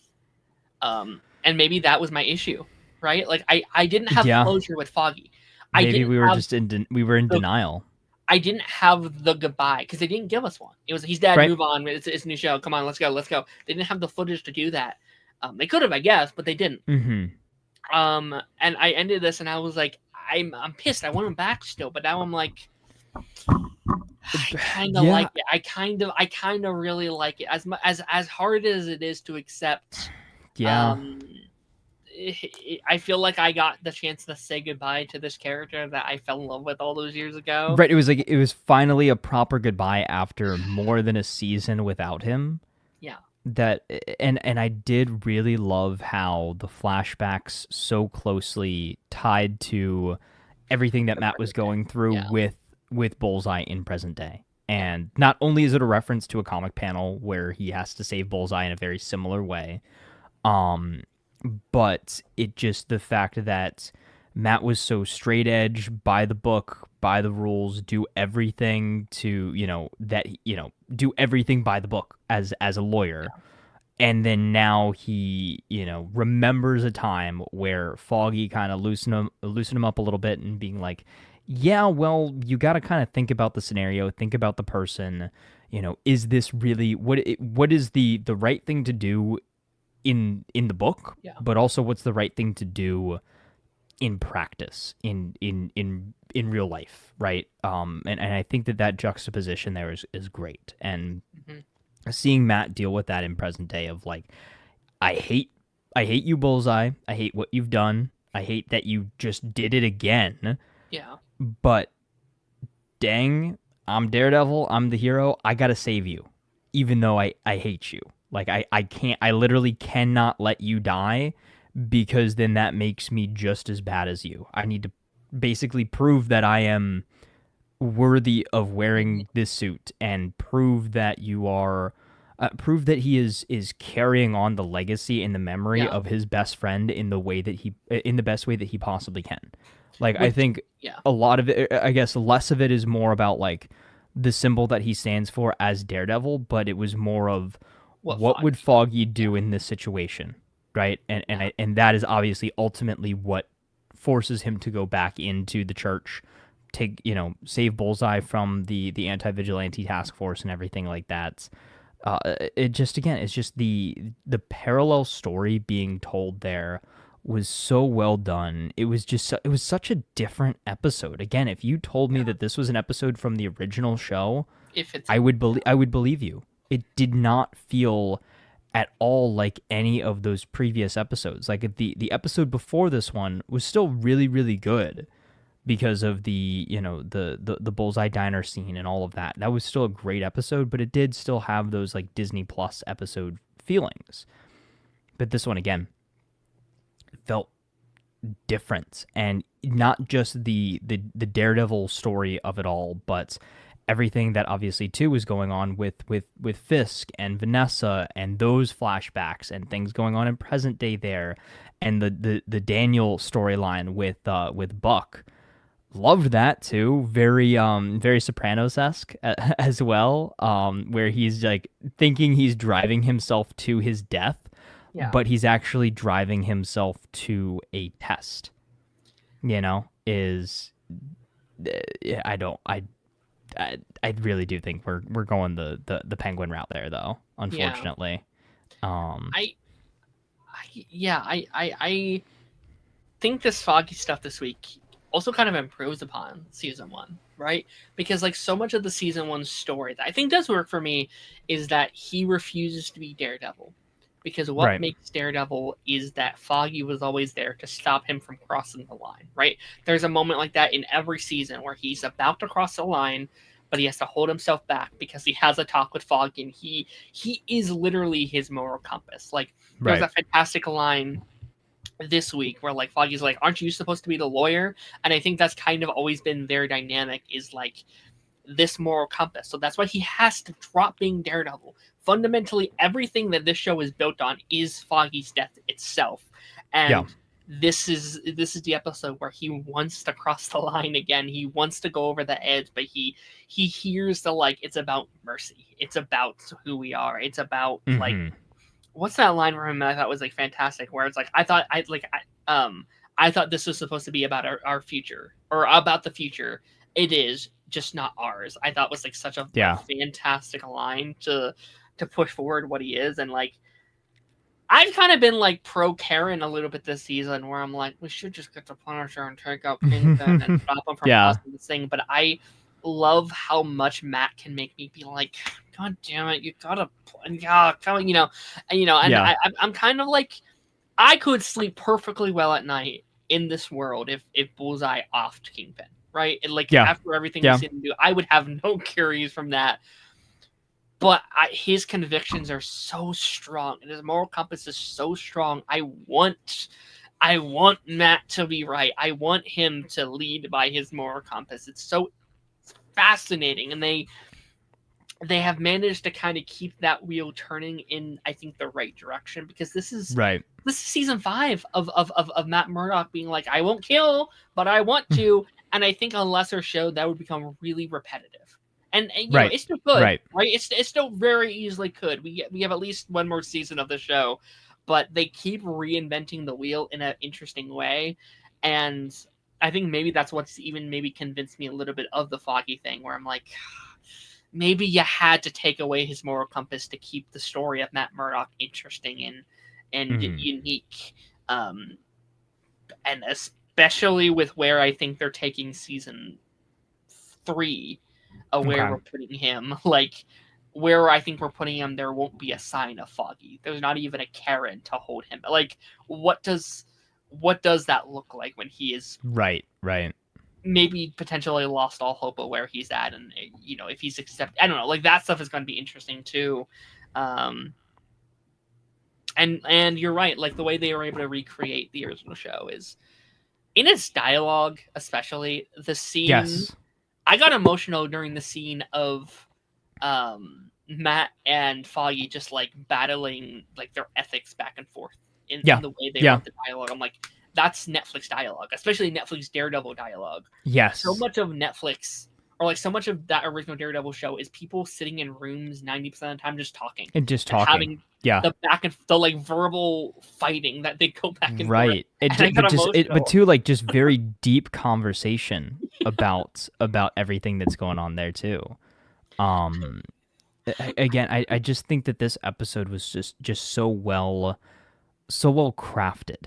Mm, It is that it had a purpose, it had an idea, it knew what it was trying to do in order to like move the story forward and everything. And in a lot of ways, this could be seen as one of those classic, like, oh, the hero's injured kind of episodes, and not a lot really happens, and, we're just doing a lot of flashbacks and stuff like that. Like, usually those episodes are not necessarily the best, but I think the way, again, that this was framed to tell a new story in an era of time that we're familiar with, but we don't have all of the pieces, tell a new story in a familiar time period that adds new context and new meaning to not only what you've seen in previous seasons, but then now how that is affecting you in present day as well.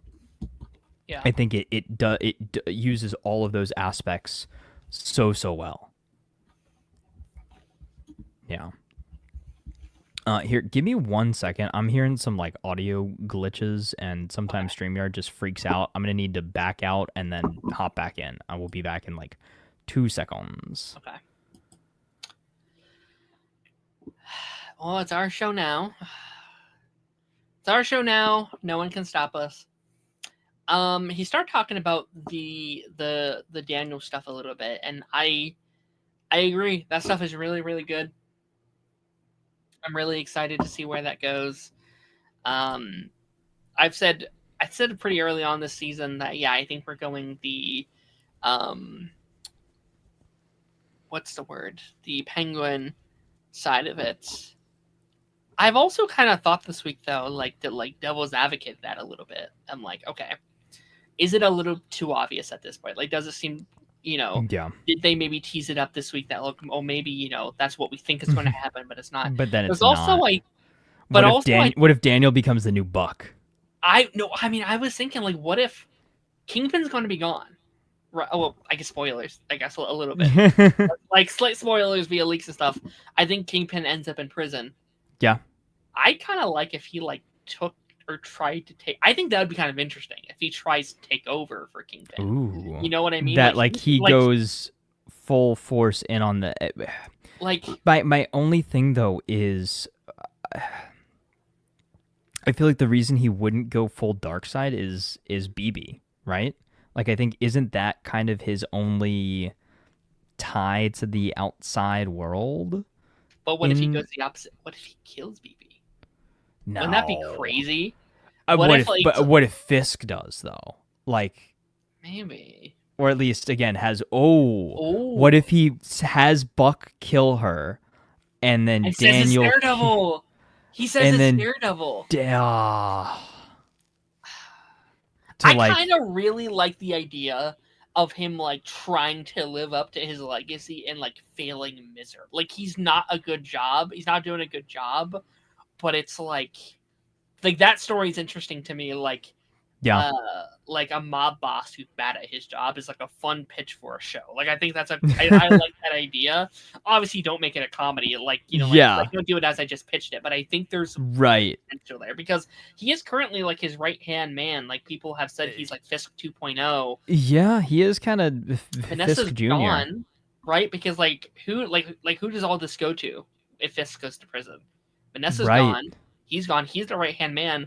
I think Buck would be like, all right, let's get to work. It's yours now. Like, I think that could be interesting. That'd be so interesting. I'd be very down for that. But, okay, so a few elements that were not present in this week's episode and that I guess haven't been present for a little bit. Heather. Well, I guess it was last week. But Mr. Charles, none of no Matthew Lillard this week. What is he up to? How is he going to play into all of this? Another element that we haven't seen from in a little bit as well is the Heather Muse stuff as well. We didn't get any of that this week either, which again, I don't think either of those stories really had a place in this week's episode, but now we've only got 2 episodes left, right? Is it's 7 episodes this season or is it 8?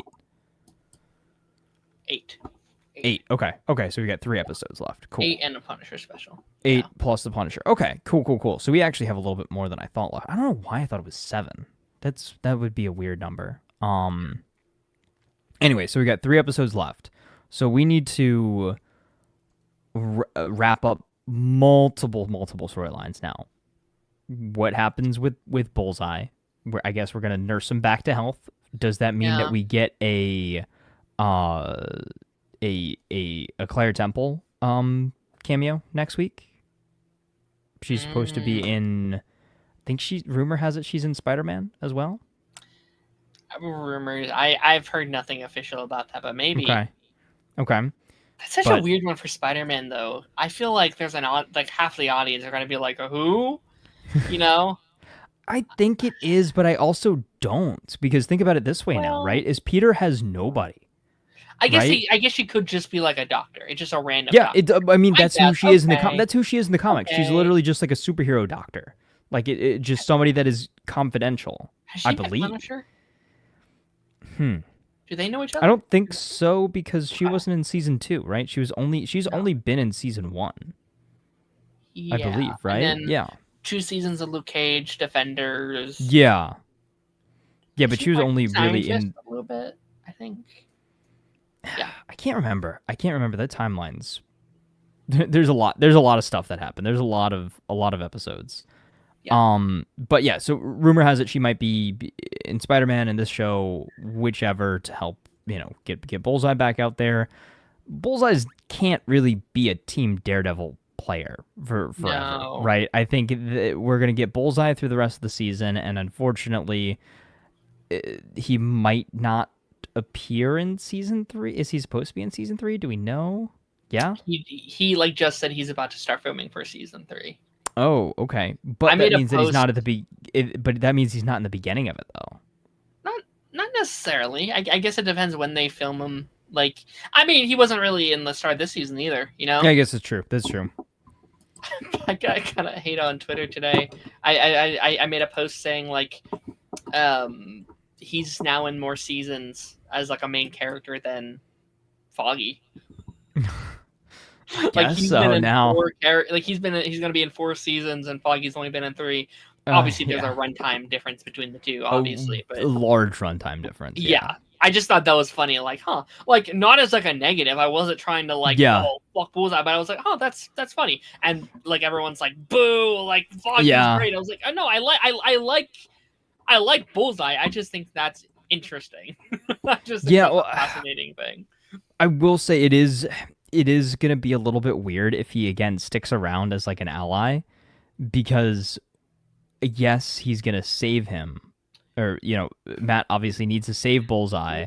They got to finish whatever it is that they started, but like, Karen's not gonna go for being friends with the guy who killed Foggy. What if he pretends to be Daredevil? Oh, I would love it if everyone just tries to be Daredevil. I would oh love if like Elektra's man, Daredevil, he's Daredevil. It's like Rise of the Superman, where everyone is trying to take up the I am mantle. Spartacus. I would be so, but like Punisher would kind of. I'm sorry, not Punisher. I think I would almost prefer Bullseye over Elektra, because I think that's him being like, oh, I'm going to make it up for Matt for everything I've done. Yeah. I'm Oh man. I'm putting up that legacy, and Matt's like, Right. I don't want you to do this. Don't do that. Yeah. Which Like, would be don't do it. The last time you were Daredevil, you were murdering people. Please don't do that.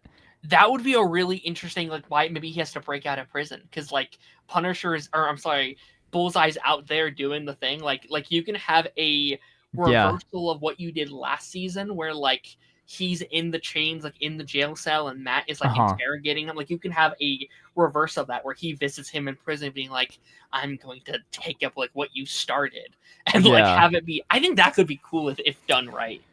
It would be. It would be. Oh man, there's so many directions that they could go. Again, this is assuming that Matt really is like full on in prison for a good chunk of next season. How much like, of it? Yeah. I could certainly see them doing kind of like an Arrow season. What was it? 7 thing? Yeah, where 3 we do like maybe 3. Yeah, around? like 3, 4 episodes in jail. Yeah, I think people will be, but I think it only works because you're bringing back the character you are. If you didn't, I don't think that would work for people. But I think because of who is outside is so fascinating, that works, because it's like, oh yeah. Well, because there's so much. Yeah. Well, it'll be fun to see the state of New York now post Kingpin's generational crash out that he's about to have this season, post Daredevil going to prison, and then now we've got all the the vigilantes running the asylum, pretty much, right? I would assume that the city's more or less in even more chaos. I would guess, because again, then we have to have the hand come back as well. Sure. Right? If that's what's happening in in Spider-Man. So I don't. This is so interesting. There's so many elements, and it's actually like it's kind of making my head spin a little bit. There's so many possibilities, but I can't find a pro like a like pinpointed direction currently, right? Like Sure. I can't see exactly how this is gonna play out, and Yeah. obviously we got to get to the end of this season first, Sure. and then also too, it's the Mr. Charles, Muse 2.0. What's going on with that? Like, I think they might have to save Muse. I think. I think I think that might be a season, like end of season 2 teaser, but more so a season 3 story. Yeah. Ooh, what if Buck's death sends her over the edge because they kind of Mm, started that little pairing there? maybe. Or what if What ooh, if? what if she kills Buck? Maybe. I don't I know. don't really I want don't know them to why I'm kill trying to Buck kill though. Buck. Yeah, I I don't know really why I'm like. trying to kill Yeah. Buck. They I just like made me him. like Buck. I don't want to have a like Wesley 3.0 quite yet. Especially if we Yeah. do that Daniel thing. I want Buck there. I want Buck by his side. Like I like those two together a lot. Okay. Um, Yeah, I agree. I agree.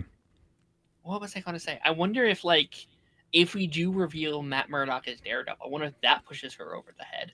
That like not only Oh yeah. like the person that she loved was actually this person and had been lying to her about it for all of their relationship. I think would be really that could be interesting. And so Yeah. like Yeah. that could be her little arc. I don't know if I want her to be Muse. Like I need them to build up to it. Like season 3 has a much bigger focus on her falling into the madness a little bit, and then maybe season 4 is full on her as Muse, and she could be one of the main villains of that season. Maybe. Um, Yeah. Darren, how do you feel about this season of Euphoria? I've not seen episode 2 yet. I thought episode 1 was kind of shit. Pun kind of attended in that. I'll watch episode 2. I didn't hear as much craziness for episode 2, so maybe that's a good sign. I hear Jules is back, so I'll watch sometime. I'm not covering the show, so I don't really need. Maybe I'll actually just wait until the season's out and just kind of binge it all. That might be better for me. Anything else you want to talk about? I mean, the Vanessa stuff. I guess we should actually talk about for Yeah. a few. Yeah. Let's go into that a little bit. Did you expect her to actually die? Was this surprising to you? No. I did wonder, like, after we talked about it, I had thought about it for a bit. I was like, you know what would be.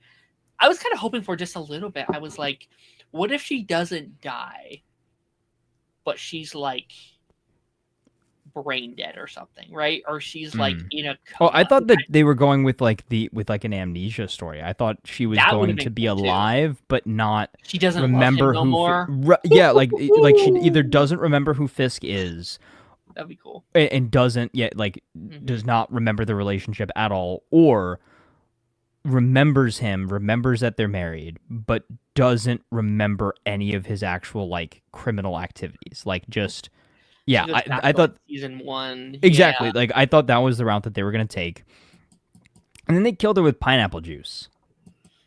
Yeah. That was a Which little. I know that's a thing, right? Is like when you like pineapples is like a symbol of what, like transferring over, like something about like the afterlife. Oh, I or didn't know whatever. that. I I didn't either, but I saw the like new rock stars being like, this actually Okay. means this, and it's gonna. I was Oh. like, Okay. oh, okay. I didn't, Cool. I thought it just meant she was kind of brain dead. loopy and out of it, and was Yeah. like, I want pineapple juice. You're allergic to it. I don't care. And then she Give it died. to Like, I me. don't Not- necessarily yeah. think that that's exactly what killed her. I don't think she had like anaphylaxis and just died from No, it. But yeah, yeah, it was very Arrow season 4 with Laurel Lance, where it's like she's Yeah. okay, she's good, never mind. yeah. But didn't they do that to Quentin too? Did they?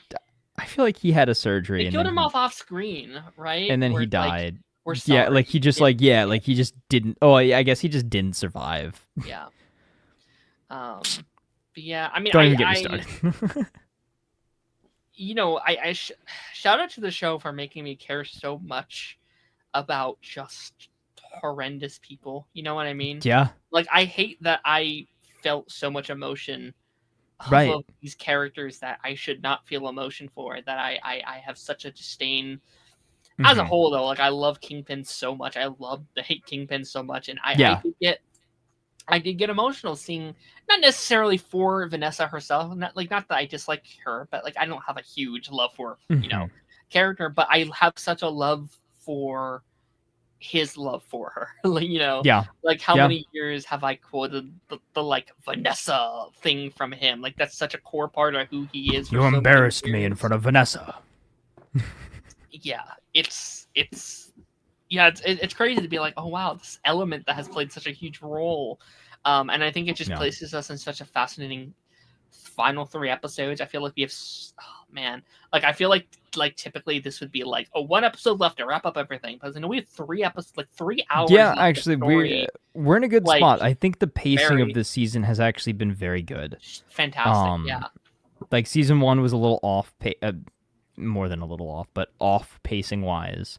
yeah, I think again this season certainly streamlined it. I think we're like again the plot is moving along nicely at a good pace, and like you said, yeah, we do have quite a bit of time to wrap everything up. And I'm actually again I'm very interested to just see how this affects Kingpin going forward because again yeah, this is literally the only person he actually cares about that's just left. died. Yeah, Yeah. Yeah. like I think what kept him from doing this after Wesley was Vanessa and his love for Yes. her. Yeah. And like he spent, like, think back to the original show. He spent what 5 years in prison, waiting to see his, or actually it probably wasn't 5 years, but like he waited all that time in prison before he could see her again and thinking about Yeah. seeing her again. Um, and I think this is probably going to be the scariest we've seen Yeah. Kingpin.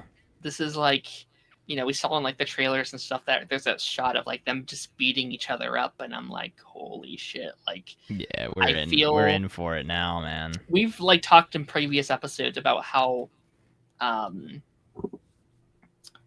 how we would settle for like an 8 episode season that have 50 minutes each and that air weekly, and this is prime example of like, yeah, this works for me. This is a good, obviously we missed the classic 10, 15 sometime seasons, but Yeah. a good 8 hours of content, a good 8 hours is a plenty enough time to tell a good show if you know how to execute it, if you're not wasting your time, if you're not wasting your resources. Oh yeah. um I think as of this week, this might be my favorite Marvel Disney Plus live action show they've done. Like, I think this may have, unless they drop the ball in these final 3, which I do not think they Yeah. will, from what I've Yeah, heard from I think you're people. right. I think you're I right. think this has surpassed It Loki for me as my favorite. I think it's certainly over the last 2 episodes redeemed itself. I mean, this season specifically, but I think more accurately, these last couple of episodes have really shown Yeah, okay, now they found their footing. Now they really found their footing. And if we can continue this momentum, we've got Jessica Jones next week, which means she's in there for 3 whole episodes, which is great. Um, we and don't know that for obviously, again, sure, I guess, but well, yeah, yeah. I would assume 3 whole episodes if she's going to be in the next season. I would assume she's going to at least be I kind hope of so. a That'd be great. recurringly regular character throughout the rest of it. I hope, honestly, obviously the end of the Punisher special will tell us more about this, but I hope we see Punisher in season 3 of Daredevil again. Yeah, That would make me very happy. yeah. I think I know for some people, the show will never fully live up to the original. And Yeah, I get that which the original is I great, mean, but for me too, I still think that even after this one, it's not there, right? Like again, so good, but it can't surpass those other seasons because those I other don't. seasons make this episode. Sure, You know what I mean? I think, but I think 4 and 5 are there for me. Like, I think 4 and 5 are on the quality. Like, I don't think it has to surpass necessarily. I don't know if Okay. there is a surpassing the original show. Like, I think this is Okay. arguably the best Marvel has ever been. Like, in that original run, I think it's on par for me though. Like, maybe Okay. not in like every category, but I think you could air I think 4 and 5 could have been in a season Yes. 4 of that original show, and people wouldn't blink an eye. Like, I think Yes. those Yeah. qualities, people are like, yeah, it's just Daredevil's back kind of thing. Yeah, Um, yeah, yeah. I agree. I agree. all right, alrighty. That's Daredevil. We'll be back next week for some Jessica Jones action. I'm very excited Yeah. to see our girl again. Also, I Um, do really like. I know that you don't necessarily watch the episodes right when they drop. I do like that this this is show I a do. like a This nine. show I do. Okay, I Yeah. do like that this is a 9 o'clock at night drop. Oh Like my, this I is not love a watching it it. live. Yeah, it like I will literally set up my whole day Tuesday. So like right at 9, I'm either like sitting down to Yeah. eat dinner so I can have my dinner while I'm watching the show, or everything's done, and that is like the Hmm. last thing I do before I go to bed. Yeah. Same. It reminds me of watching the old Arrowverse shows of like Yeah, everyone's yeah, watching together and we get to have exactly.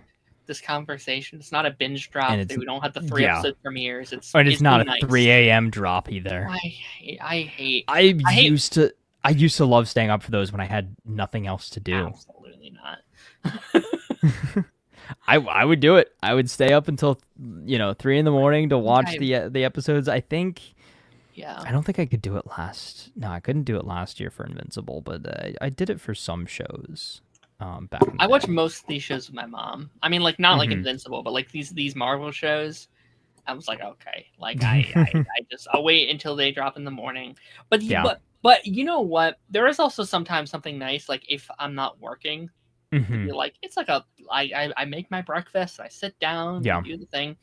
Especially with you haven't watched it, but X-Men I really liked that with because it Mm. was like a Saturday morning cartoon. Like it was, I Okay. would like, I would literally for like those 8 weeks, I would eat cereal for breakfast on Wednesday mornings because I was like, I want the feeling of Saturday morning cartoons with my cereal.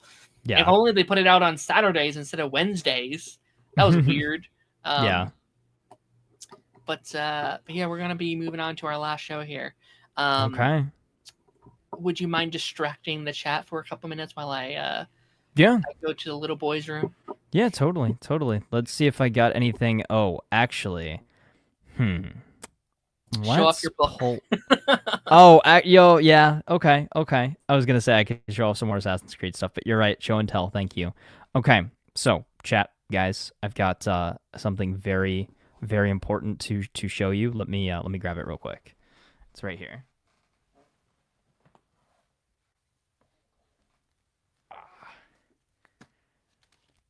Here we go. Invincible Omnibus One with the special edition cover. This thing is so cool. Like, look at how big this is. This is like this is the coolest comic I own. Like, oh, it's so cool. It's so cool. It's so awesome. And I posted a picture of this on Twitter, and Mr. Ryan Otley himself liked it. So I'm basically famous now because the artist liked my post about getting the gigantic comic book. But yeah, was it a little pricey? Sure. Am I glad that I have it now? 100%. 100%. I actually don't own the compendiums, and this is not there's not as much in here as you would get in one of the compendiums. There's like I think like 40 issues or something like that, including obviously the Invincible Spider-Man crossover issue. Very cool piece of the piece of merch, I guess, to have in your collection. But I think if you are a fan of the comics, if you're a fan of the show, if you just want something Invincible related to add to your collection, go for it. Get it. I think again, this thing is great. I love it. I love it. I'm so glad that I pulled the trigger and it ended up getting it. Kind of a spur of the moment thing. I saw an ad on Instagram for the what was it? I guess just the seller, and I was like, oh, let me go see what this what the price is and everything. It was actually cheaper to buy it direct that way. It was just again, it was like a graphic novel comic book seller. Cheaper to do it that way than to buy it off of Amazon. Plus, I got to actually again select that limited edition cover with the Invincible Spider-Man crossover on it. So again, very very fun. Very glad that I ended up getting it. and it makes me want to, like I said, buy all of the compendiums to complete my collection. So is that just like one of the bunches then? One of the three? Yeah, so it's a no. So actually, it's not. I think it's less than one of the compendiums. So it's Oh wow. considered the omnibus. So it's got, yeah. I mean, like it's a thick boy. Okay. Um, but it is Invincible number 0 to 47, Marvel Team Up number 14, The Pact number 4, and a story from Image Comics Summer Special. So these are like all the stories that are in it. So it's not everything. Okay. I think it's up until, if I'm not mistaken, it takes you somewhere like towards the end of season two, of the show. Okay. I believe if you're thinking of like timeline wise, like season two, season three stuff. I don't think we get to like Conquest or anything in there. But again, I could be mistaken. I haven't really gone through it a ton. It was more so get it, put it in my collection, and be scared to open it and read it because I don't want to mess anything up. Like it's All so my cool nice. books, I've like bent the covers or I've done the thing. I'm like, no, I just bought this. Yeah, well, I mean, What's the this name of is it though? What's the this is name of it just again? the Invincible What? Omnibus One. What is it? Invincible.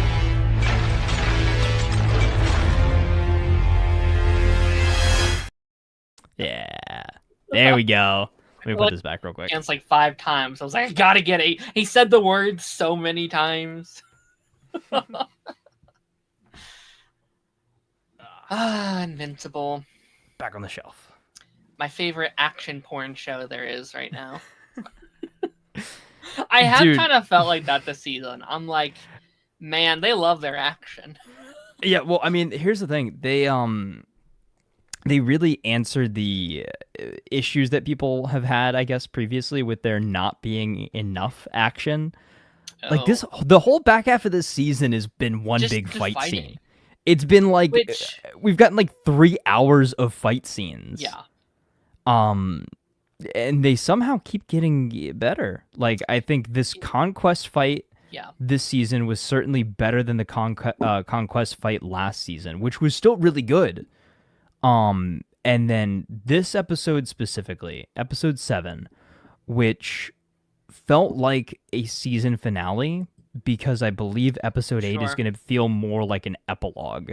I've heard it's not going to be very action heavy. Again, that's kind of what I've heard as well, is that it's going to be very much so just like a wrapping things up. If you do, again, know the comics, you know what's coming in this next episode. I think they're going to open with a very, very cool scene. I think a lot of people are going to talk about that one for a while.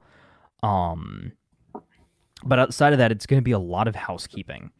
Yeah. It's going to be, I think, just seeing where everybody falls and lies leading into season 5, which again, I think we're pretty much at the halfway point.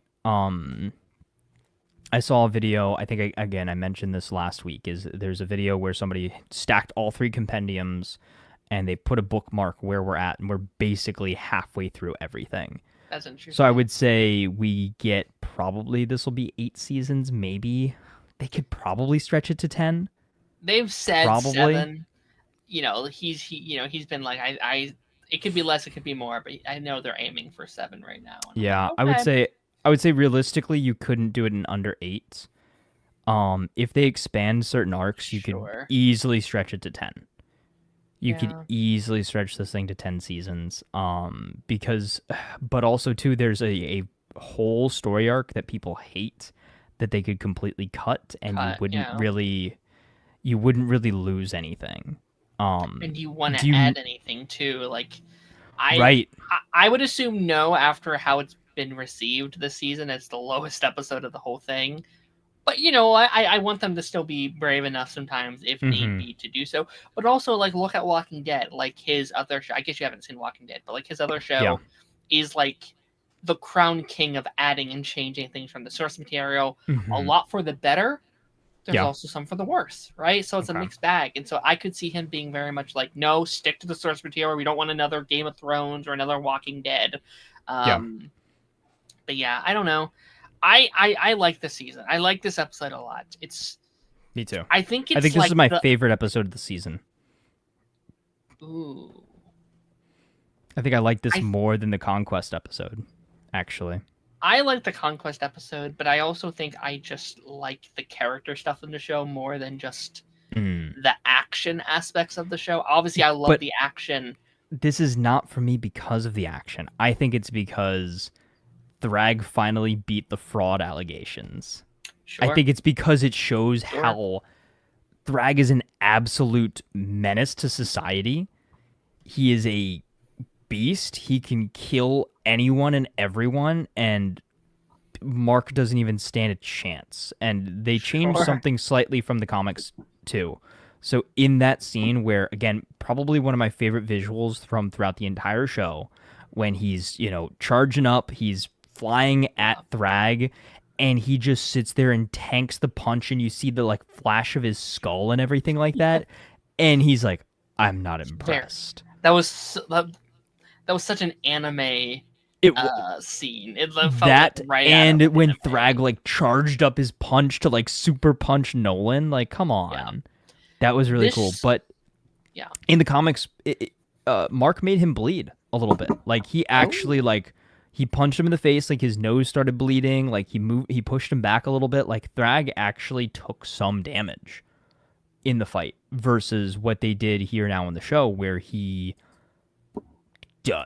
it does not affect him. He's not phased whatsoever. So that power scaling is kind of insane, and it makes you think like, okay, how is Mark ever gonna actually sure. defeat this guy? Like, I know how things Yeah. happen in the comics, but like, Yeah.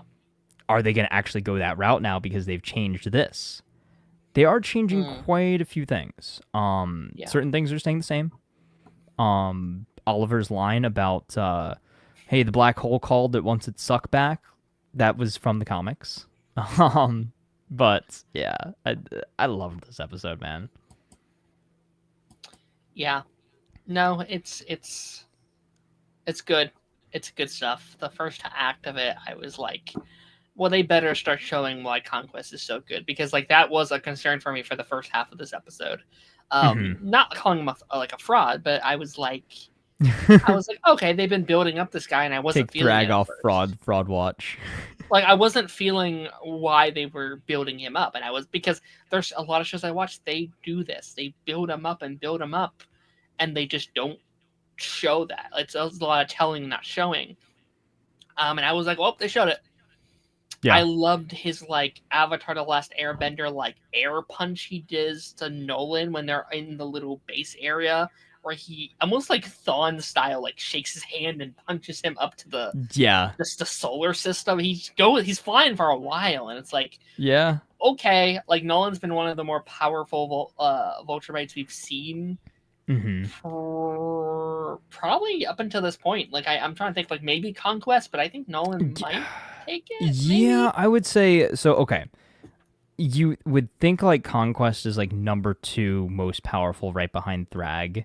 However, the fact that Mark beats Conquest, I would say if we're power scaling right now, obviously Thrag is like way above everybody else. I would say Mm-hmm. Thrag number one, and then probably Nolan two, Mark three, Sure. and then Conquest is a number four. But Conquest is powerful because he doesn't have any of the inhibitions that Nolan and Mark now have of like, Sure. I don't want to kill everybody. Like, he's literally them if they just let loose, right? Sure. Conquest is interesting because yeah, I feel like we haven't. I also feel like he was playing around the like two times we saw him. Right? He's kind of He was. like what's peak Conquest look like? I would be interested because like I first mean, time he's just like we saw it in the flashback. We did see Pete Conquest yeah, I guess after the yeah, purge. I don't know why I want to call it the Jedi purge almost, but the Viltrumite purge. yeah, yeah. I Um, also feel like Mark especially has more like I almost want to say training in a sense where I feel like Ultramites often are in packs, they're fighting each other. I feel like Mark has had all these like he's had to fight for what he has to do. He's fought all these various yes. like like multiverse threats and all these other Mm-hmm. Viltrumite threats. I Well, feel like Viltrumites are used to fighting weaker beings. And I sure, think that was a very interesting topic that was brought up this week, is that everybody's like, oh, Nolan got really nerfed, right? Is like he got, beat around by Thrag. He gets impaled in the end of it. Like, what was he doing? He seemed very weak in comparison. But think about it from the perspective of Nolan has been fighting Earth threats for the last 20 years. And interplanetary threats like the Flaxons and things like that. But he's been fighting very much so Earth-based threats for the last 20 years. So he's basically had the game on easy mode. And then now when he actually gets back into the, ranked competitive lobbies, when he's fighting other people of an equal or even greater skill level, he's kind of having to relearn how to fight in those ways, right? At least he didn't get his head ripped off like Thetis did, which was insane. Crazy visual there. yeah, But not as crazy as the visual of the entire planet of Viltrum getting blown up from yeah, a combination of Space Racer's gun, which I still don't know how it works. Is that beam just going forever, destroying anything in its path? Does it ever yeah, stop? And then, Mark, Nolan, and Thetis just like driving through the planet. Again, one of the coolest visuals ever.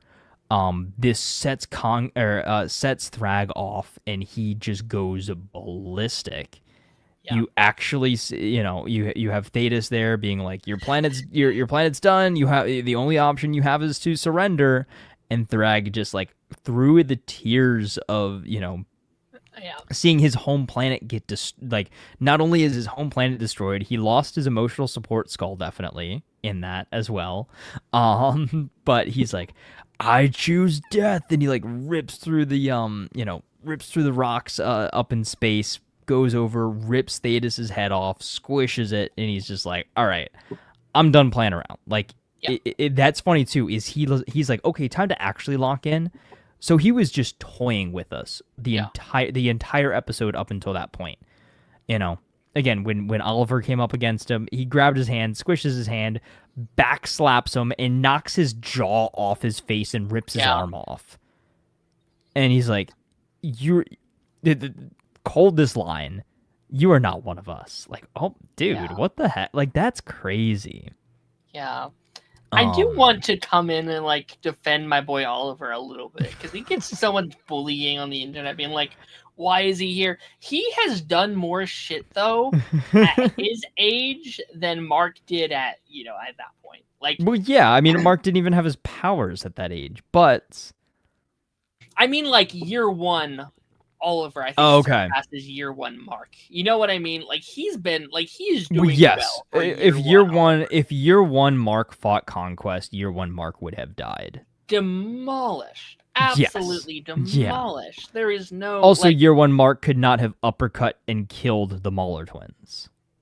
no, like I think Oliver like again, I think Oliver seems so weak in comparison to the Yes, threats to that all he's the like other strong yeah, Viltrumites around him. like he's But going for with the somebody who strongest is, of the species. Yeah. but also too, think about it. He would have to be the weakest Viltrumite because he's got the bug DNA still. Yeah.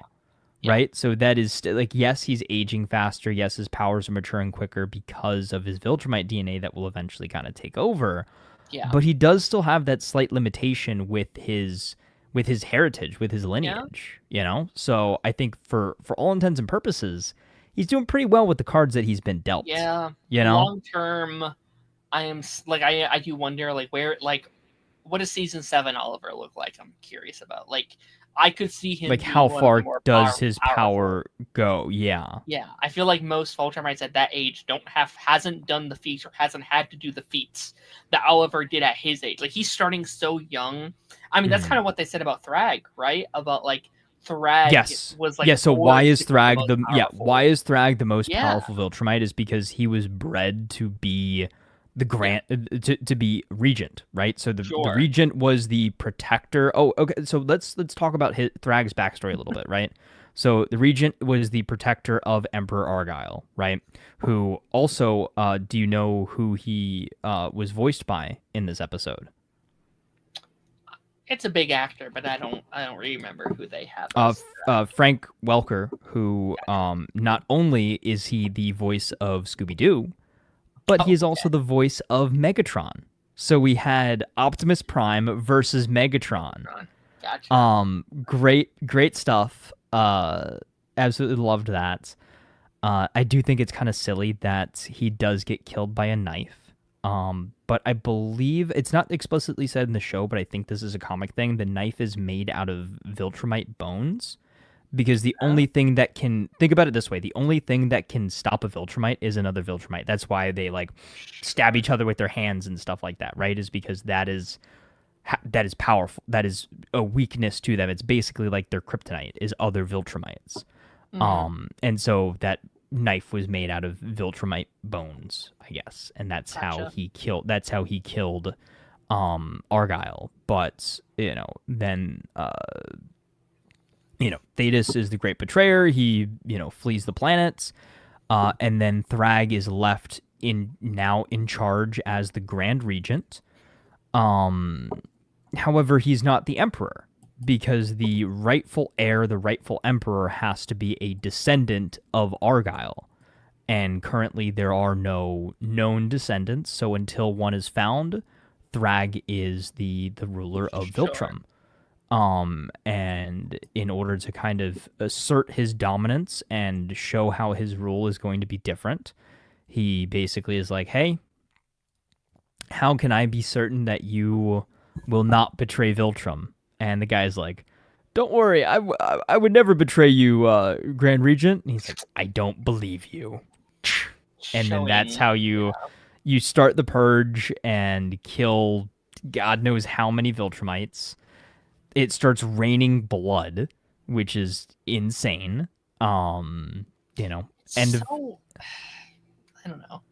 It's so what? silly to me. Like the how could you do this to us? Like like they are purging us and they're like taking us out. It's like you were taking yourself out. You did this to your own people. Yeah, Why should I feel bad for you? Like, why the hell would Nolan want to come back to this? Because like I did yeah. like that scene a lot. That kind of like you can be our family. It's like you were never Come really my come family. home, Nolan, and all will be forgiven. I love Would to he just like though? I love how it's so it would be because he's There's so desperate little. because there's so Yeah, just like he says at the end there are so few of us left, right?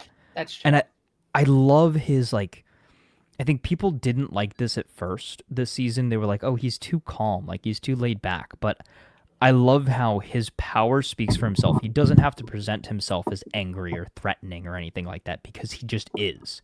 His presence is that imposing that he can just be calm and calculated and cold, right? Is that is one of the biggest things I think with Thrag, um, as well is that it takes a lot to anger him.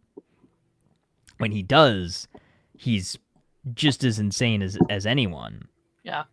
But seeing him again be very calm and trying to like talk things out, like, come on, Nolan, let's talk. Let's hash it Yeah. out. We're old friends, and I love how he's like, we never used to talk. Like, what are you talking about, bro? It's not not a thing that they would normally do. But again, I do love that little like the eye of the storm, basically, right? Is so we've got the big fight going on up in space.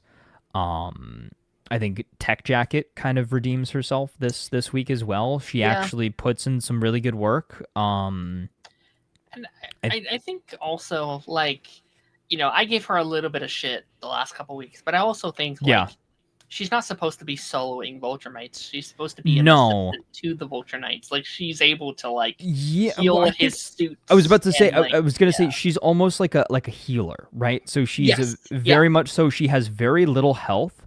Like she needs to be protected by the stronger characters, but she's again Be able to she's heal got them. like she healed or fixed Yeah. space racers helmets, and She can be a again can do shield. like small Yeah. little thing, yeah, is like take down basically takes down the shields of the Viltrumites and allows Alan to go in for the killing blows and things like that, Yeah. or bring the Ragnars in. um I think MVP of the space fight, though, had to be Space Racer. He put in the most work. Space Yeah. Racer's got the highest body Yeah. count in this entire series. Also, why don't we just replicate Space Racer's gun and give us all a Space Racer Everyone. gun? Yeah. Like, wasn't that kind of the plan originally, was to take Space Racer's gun? They've realized, oh yeah, Space Racer's still alive. Cool. Okay, I guess we'll just Yeah. have him join. How do we replicate this gun? Would have been so much better too if we could have had the sneak attack, right? Like Yeah. just set him up. Honestly, just do what you did with the planet, but have them still be on it, kind of thing. Yeah, so here's the thing. I did love the space battle. Like, I love the idea of it. However, wouldn't it have almost been so cool to get a planetary fight where it's a completely uninhabited planet, so they can do as much damage as they want, right? They can destroy buildings. They can, fly through the ground and come out the other side of the planet, and all of that. Like, imagine if the fight itself is what destroyed Viltrum versus them just saying, okay, let's fly through the planet and blow it up from the inside. I think that might have been a very cool direction to go. Again, that's not how it's done in the comics. They did it in the show the same way that it was done in the comics. But I think if I were to change something, I think maybe having the fight itself be so chaotic and so powerful that that's what causes the planet to blow up. And then Thrag feels somewhat responsible for that, in the same way that he, again, going back to his backstory, and the reason he is the way that he is he had a chance to stop Thetis before he killed Emperor Argyle, but he hesitated. He didn't. And so not only does Thrag then blame himself for the assassination of the Emperor, it is then his fault that the purge happens, which then means it is also indirectly his fault, because Thetis lives, that the Scourge virus is unleashed. So Thrag, in a lot of ways, yes, he is the one in charge now. He is the Grand Regent. It's his fault that Viltrum, the Viltrumite Empire, collapsed, and 99% of Viltrumites are dead. Yeah. It's his fault. Yeah. Whether it happened, it should have or shouldn't have happened is not, necessarily the question. The question is that it did happen. Which is, it's very interesting though to see him kind of come to that realization at the end, is like at the end of the episode, where again he's thinks he's killed Oliver, killed Nolan by punching him through the gut, and is like, gouging Mark's eyes out, and then he just kind of sits there looking at his destroyed homeworld, and is like, all this death and destruction, what do I have to show for it? Like, there's so few Viltrumites left. He even said it in his talk with Nolan, is like, the death of any Viltrumite leaves a hole in my heart, basically, right? Which I think is genuine, right? Is like, yeah, he's a bad guy, but morally, we haven't really had our invincible moral dilemmas yet, right? But like, this is all he's known, right? This is all, he just wants what's best for his civilization and for his people, and he was raised on the conqueror mentality. But I think it is very interesting to see where he's going to go from here. I cannot theorize nor speculate on it, because I do know the direction that they're going to go. I have a pretty good idea of what we're going to see in this week's episode, in the finale. Yeah. I'd love to hear your theories on it. This kind of sucks that I can't theorize. Like, this is the one Yeah. show that I'm not allowed to theorize on. It's why I like Um, holding back on a lot of my stuff. Like I like waiting until the thing comes out and then I can have that conversation. Like I've been thinking about picking up like Woman of Tomorrow, and I'm like, no, I want to watch Women of Tomorrow, not knowing how it all goes down. yeah, and I respect that. And I respect reading that. it and stuff like that. No, I also really liked the um, what is it? What's the general's name? The good one, What's up, the betrayer. What's his name? Thetis? Thetis. I thought his stuff this week was interesting too, where he's like, or like Nolan's like, yeah, but this whole thing does include my two children. They are also Yes. Viltrumites, and so are we Viltrumites. And it's like, what How happens? does this end? Yeah, and I think like his thing with yeah, whatever his name is, it's like, well, that includes them. Like I can protect them. I can help you with them. It's like, don't you think I've thought about this? And I was like, oh, that's interesting. And in the episode, I was like, okay, that's where we go. He'll be the future main villain, and they'll have to fight against him and whatever. And I was like, oh no, he's gone. They're not doing that. Yeah, well, that's just like one less thing to worry about. It's like, okay, well, I guess there's no more But then a part of me scourge is virus. Like, okay, whatever. there's a part of me that's like, Alan's currently in charge, and they want him to keep that mission going. And I'm like, we have to fight Alan at some point. Like, I feel like that's a story that's a template I've seen a lot, where it's like, oh, good character we love, they get put in charge. We're best friends with that character, but now that they're in charge, they're more strict and they have to follow the rules that we have to. So that's something that I'll kind of keep at the back of my head now and pray won't be the case, because I love Alan. He's probably my favorite character in the show at this point. But yeah, I'm excited. Now we're going to Earth. I want to see Cecil. I want to see. Now we're going to your home turf. We're going to Urath. I cannot wait to see Cecil shit his pants. I like. I love all the memes with it, where it's like, like last time we saw him, it's like, this is the first time we've been like Viltrumite free. Yeah, right. We've been Viltrumite free like, in 30 years or something. Yeah. How are you gonna deal with 5 evil Viltrumites that without a Mark and without a Nolan or whatever? I know it's not as much of an action heavy episode next week from what I've heard, but also like, are we going to see Nolan get to defend Earth, again? Or like, are we going to see the people see him defend Earth? Interesting. I know that's been like a big moral discussion we talked about in episode 4, or is it episode 5? Whatever the Conquest episode was. I think it was 5. Right. Where it's is there a redemption? Like if everybody sees him helping save them, is there a world where he can be redeemed? I personally don't fully think so. At least not on a global scale or whatever. But I think that'd be at least an interesting discussion to have. Like, what does Debbie think when she sees this? Like, will it be enough for her? Which is like part of me. Yeah. No, I was gonna say there's a shot from one of the trailers. I saw that. Yeah. That is a very cool kind of iconic scene from the comics. So. Sure. Yeah. But again, I'm very interested to see where that goes, because their initial reunion is so different in the show than it is in the comics, which it's so much better in the show. It's so much more well done. I think Debbie is so much more well written. I love Debbie in the show. In the show, like, she's a real, genuinely good character, where in the comics she's just kind of there. Sure. Yeah. I'm excited to wrap it up. What up, Harrison? Yeah. How's it going?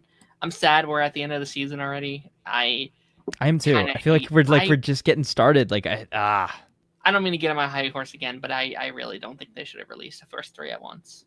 These seasons are too short for this, in my opinion. At least not all 3. Maybe 1 and 2, but... Let's talk about this now. Now that we are basically at the end of the season, do we feel like the Hell episode was necessary? Or would you have rather them given us one more episode of the Viltrumite War instead?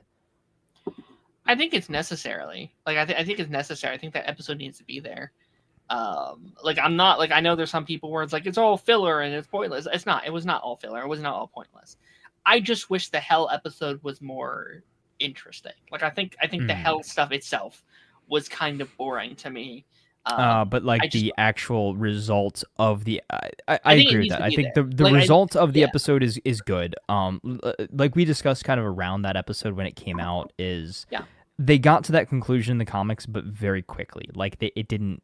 Obviously, it just kind of jumped from that to, okay, Mark's back in the the blue and yellow suit. Like all is all's well that ends well, that sort of thing. yeah. Um, I I'd also agree with this, Harrison. They should not be airing The Boys and Invincible at the same time. That's yeah. very silly to me. Does it feel like it overshadows the final season of The Boys by having Invincible? I mean, but there's still going to be a lot more weeks of The Boys, right? Yeah, After there's 5 weeks after. Like after there'll be Invincible's four over, yeah. weeks on its own. But still, I would think I would have just preferred have it maybe start the week after the finale, and then it's. Hmm. But then I guess it's like they're running into like summer, like Spider-Man Noir Yeah, territory. But Spider-Man Noir is a binge show anyway. They could. I think they could have. I forgot that that's going to be binge. Yeah, I don't know. We'll see.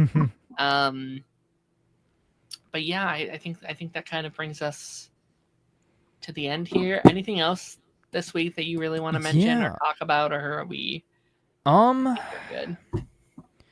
I think we're good. I did want to. We kind of talked about this briefly before we went on. Is shout out to the Viltrumite TikTok.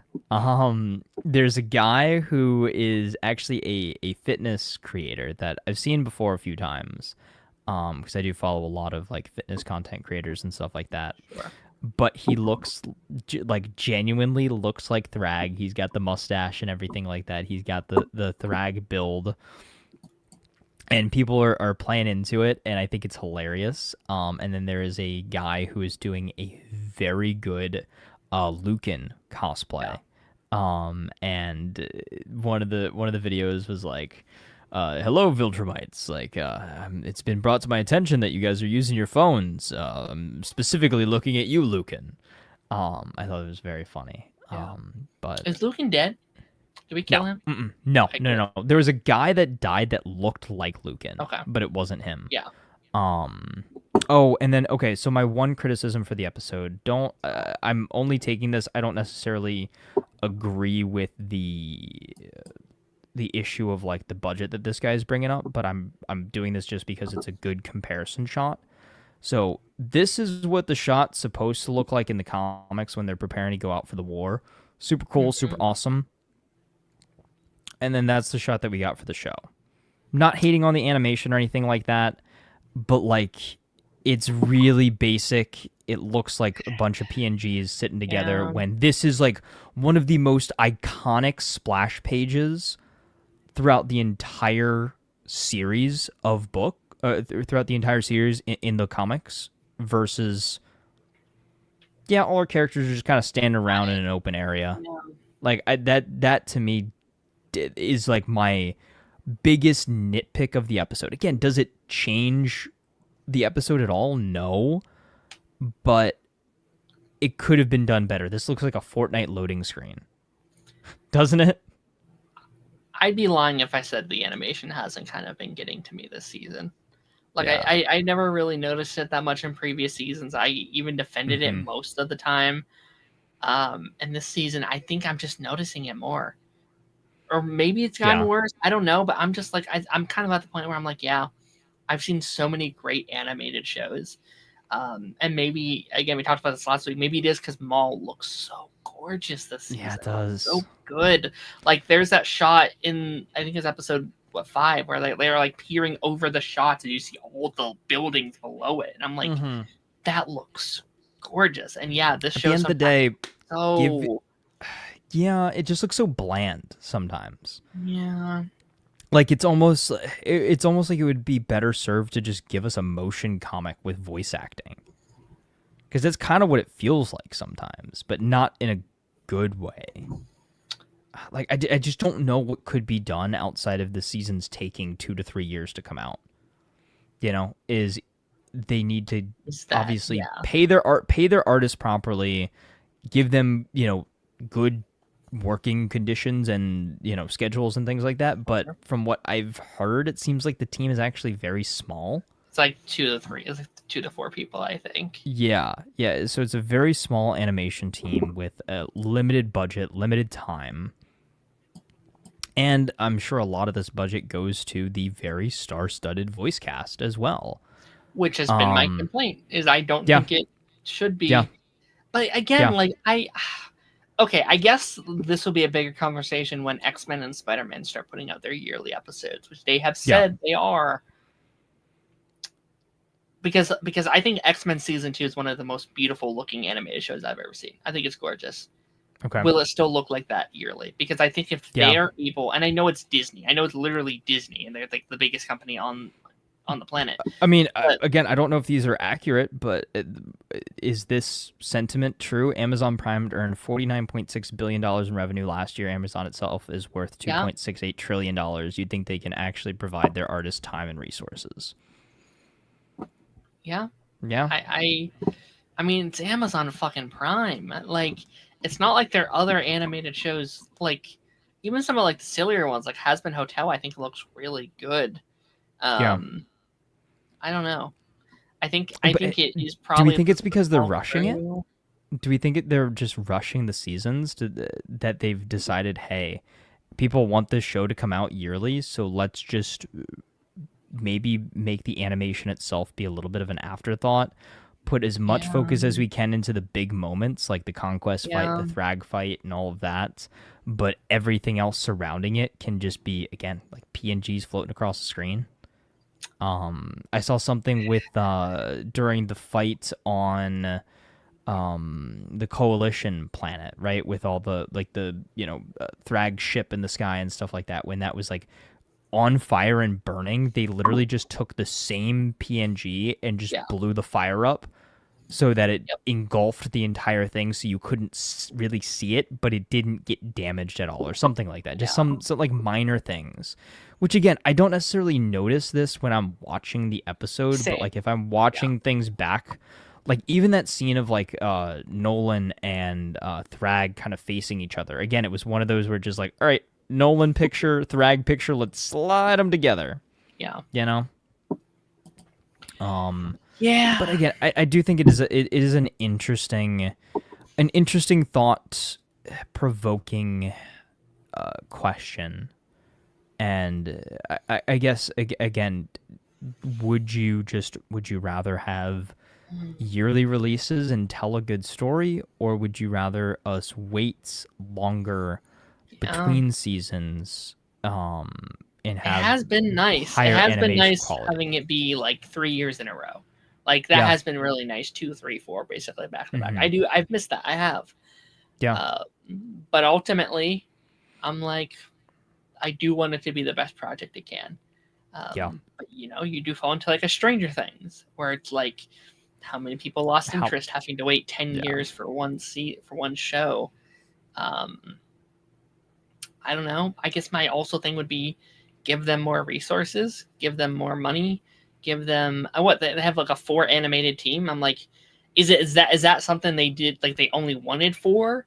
They're like, these are our crew, we want us 4, or is it like as a studio thing? Because I'm like, give them more animators, like give them more resources. Well, I mean, think about it this way, right? How do those little preseason teasers look when they're sitting at the Burger Mart? Yeah, those look better than the actual show. 2 to 3 animators is crazy. Like, genuinely. Yeah. Again, is it like we don't want anymore? We want just this, or I can't imagine. Or can they only? I can't imagine that's all they can afford. Though. No way. Yeah. Like, I don't know. They're Amazon. They're like, I don't know. We'll see. But again, not to hate on the show. I love it. I think it's really my only issue with Invincible at this point. It's just like it sometimes looks a little ugly to look at in certain shots. But then some shots look. Actually, that might be why this season's sticking out to me so much, because there are shots that look insane, incredible, and so when they go back, it's like, oh, I don't want to look at that now. You showed me the coolest shot I've ever seen. So. Yeah, but I think too, part of it might be intentional. Like again, it's supposed to look like a motion comic, right? I mean, you I could think if say that that, was but true maybe that's though, just making excuses. Maybe I I'm just feel making excuses. That's just like drinking the season copium. 1 looks gorgeous. I think season 1 Oh, looks it does. really It good. does. The Adam Season Eve 1 looks the special, best. the Adam Eve special is Yes. incredible. So I kind of have to push back on that a little bit. Okay. Okay. I think if every season looked like the Adam Eve special, I'd be in. Okay. Yeah. So it's not necessarily a question of art style. It is genuine Because like animation we even quality. had like Friendly Neighborhood Spider-Man, I think is a great example of that. Like it was purposely looking like a comic book, but I thought the animation looked really good. Most of it. There's some things that could look a little better, but in general I thought it looked really solid. They spent time on it. But if you take too long with animation, you get things like Spider-Verse, where it takes us like 5 or 6 years between movies. But my logic with that is I'm kind of okay with it if it looks as good as it does. I would not I would hate a Spider-Verse 3 that looks subpar comparatively to the other two. True, and and because of the kind of movie it is, you couldn't do that. Yeah, no, my logic with them is take as long as you want because you've proven how good you are. What up, Jay? Jay, you've caught us as soon as we're about to wrap up the stream, but it's great to see you in here. Absolutely great to see you. Well, Taz, I think we're gonna call it here. Yeah. We got through a lot of TV shows at a reasonable time, I think, at a reasonable pace. Anything you're working on? Anything you're wanting to shout out, promo? Anything fun you're looking forward to? Yeah, I mean, like I said, youtube.com/ToxicTaz. I think I might try to cover a little bit of this Assassin's Creed Black Flag Resynced news. When that all gets released later on this week, and if I don't make anything specific for it, we'll certainly have a segment for it on stream for us next week. But alrighty, yeah, go look forward to that. New pipeline today, or sorry, new pipeline Thursday. I filmed today. Mr. Lance back on the show, first time in a while. More TV talk. We talked about the Pit season 2, which wrapped up earlier this week. By the way, we haven't talked about it on stream, but that show recently introduced what's his face from Shrinking in Abbott Elementary. Sean has joined. Oh, okay. Yeah. Sean and Chrissy from Superman and Lois. So I'm like, oh shit, okay. Oh, interesting. I got some people I know in there. But yeah, very fun episode of Lance. We had some fun conversations. Nice. We're back this show next week. It's another 4 show. I think it'll be the last week. We'll have 4 ongoing shows. So Invincible finale, episode 6 of Daredevil, episode 4 of The Boys, episode 6 and 7 of Maul. Yeah. So, no, 7 and 8. 7 and 8. 7 and 8. Yeah. Okay. Yeah. 7 and 8 of Maul. Also, not my thing, and I typically won't promote them. But this weekend, log into Fortnite. We're getting Ben 10 skins. Oh, really? Ben apparently dropping this week. Oh. Ben and Gwen skins are dropping. Use code Darren in the item shop? Listen, if Fortnite wants to hit me up, I will promote them. I don't think they need me, but I'll do it. Right. If I can. Everybody tweet Epic Games. We need code Darren in the item shop. Thank you. If I can get free Ben 10 skins, then that would be awesome. That'd be great. Okay. But yeah, maybe, I don't know, maybe next week I'll maybe try and share my screen, maybe play a little Invincible Versus that drops, I think, Thursday as well. Nice. We'll see how that works. StreamYard's kind of finicky with that kind of stuff, but we'll see. We'll see how it goes. Yeah. But without further ado, everybody, I will catch y'all later.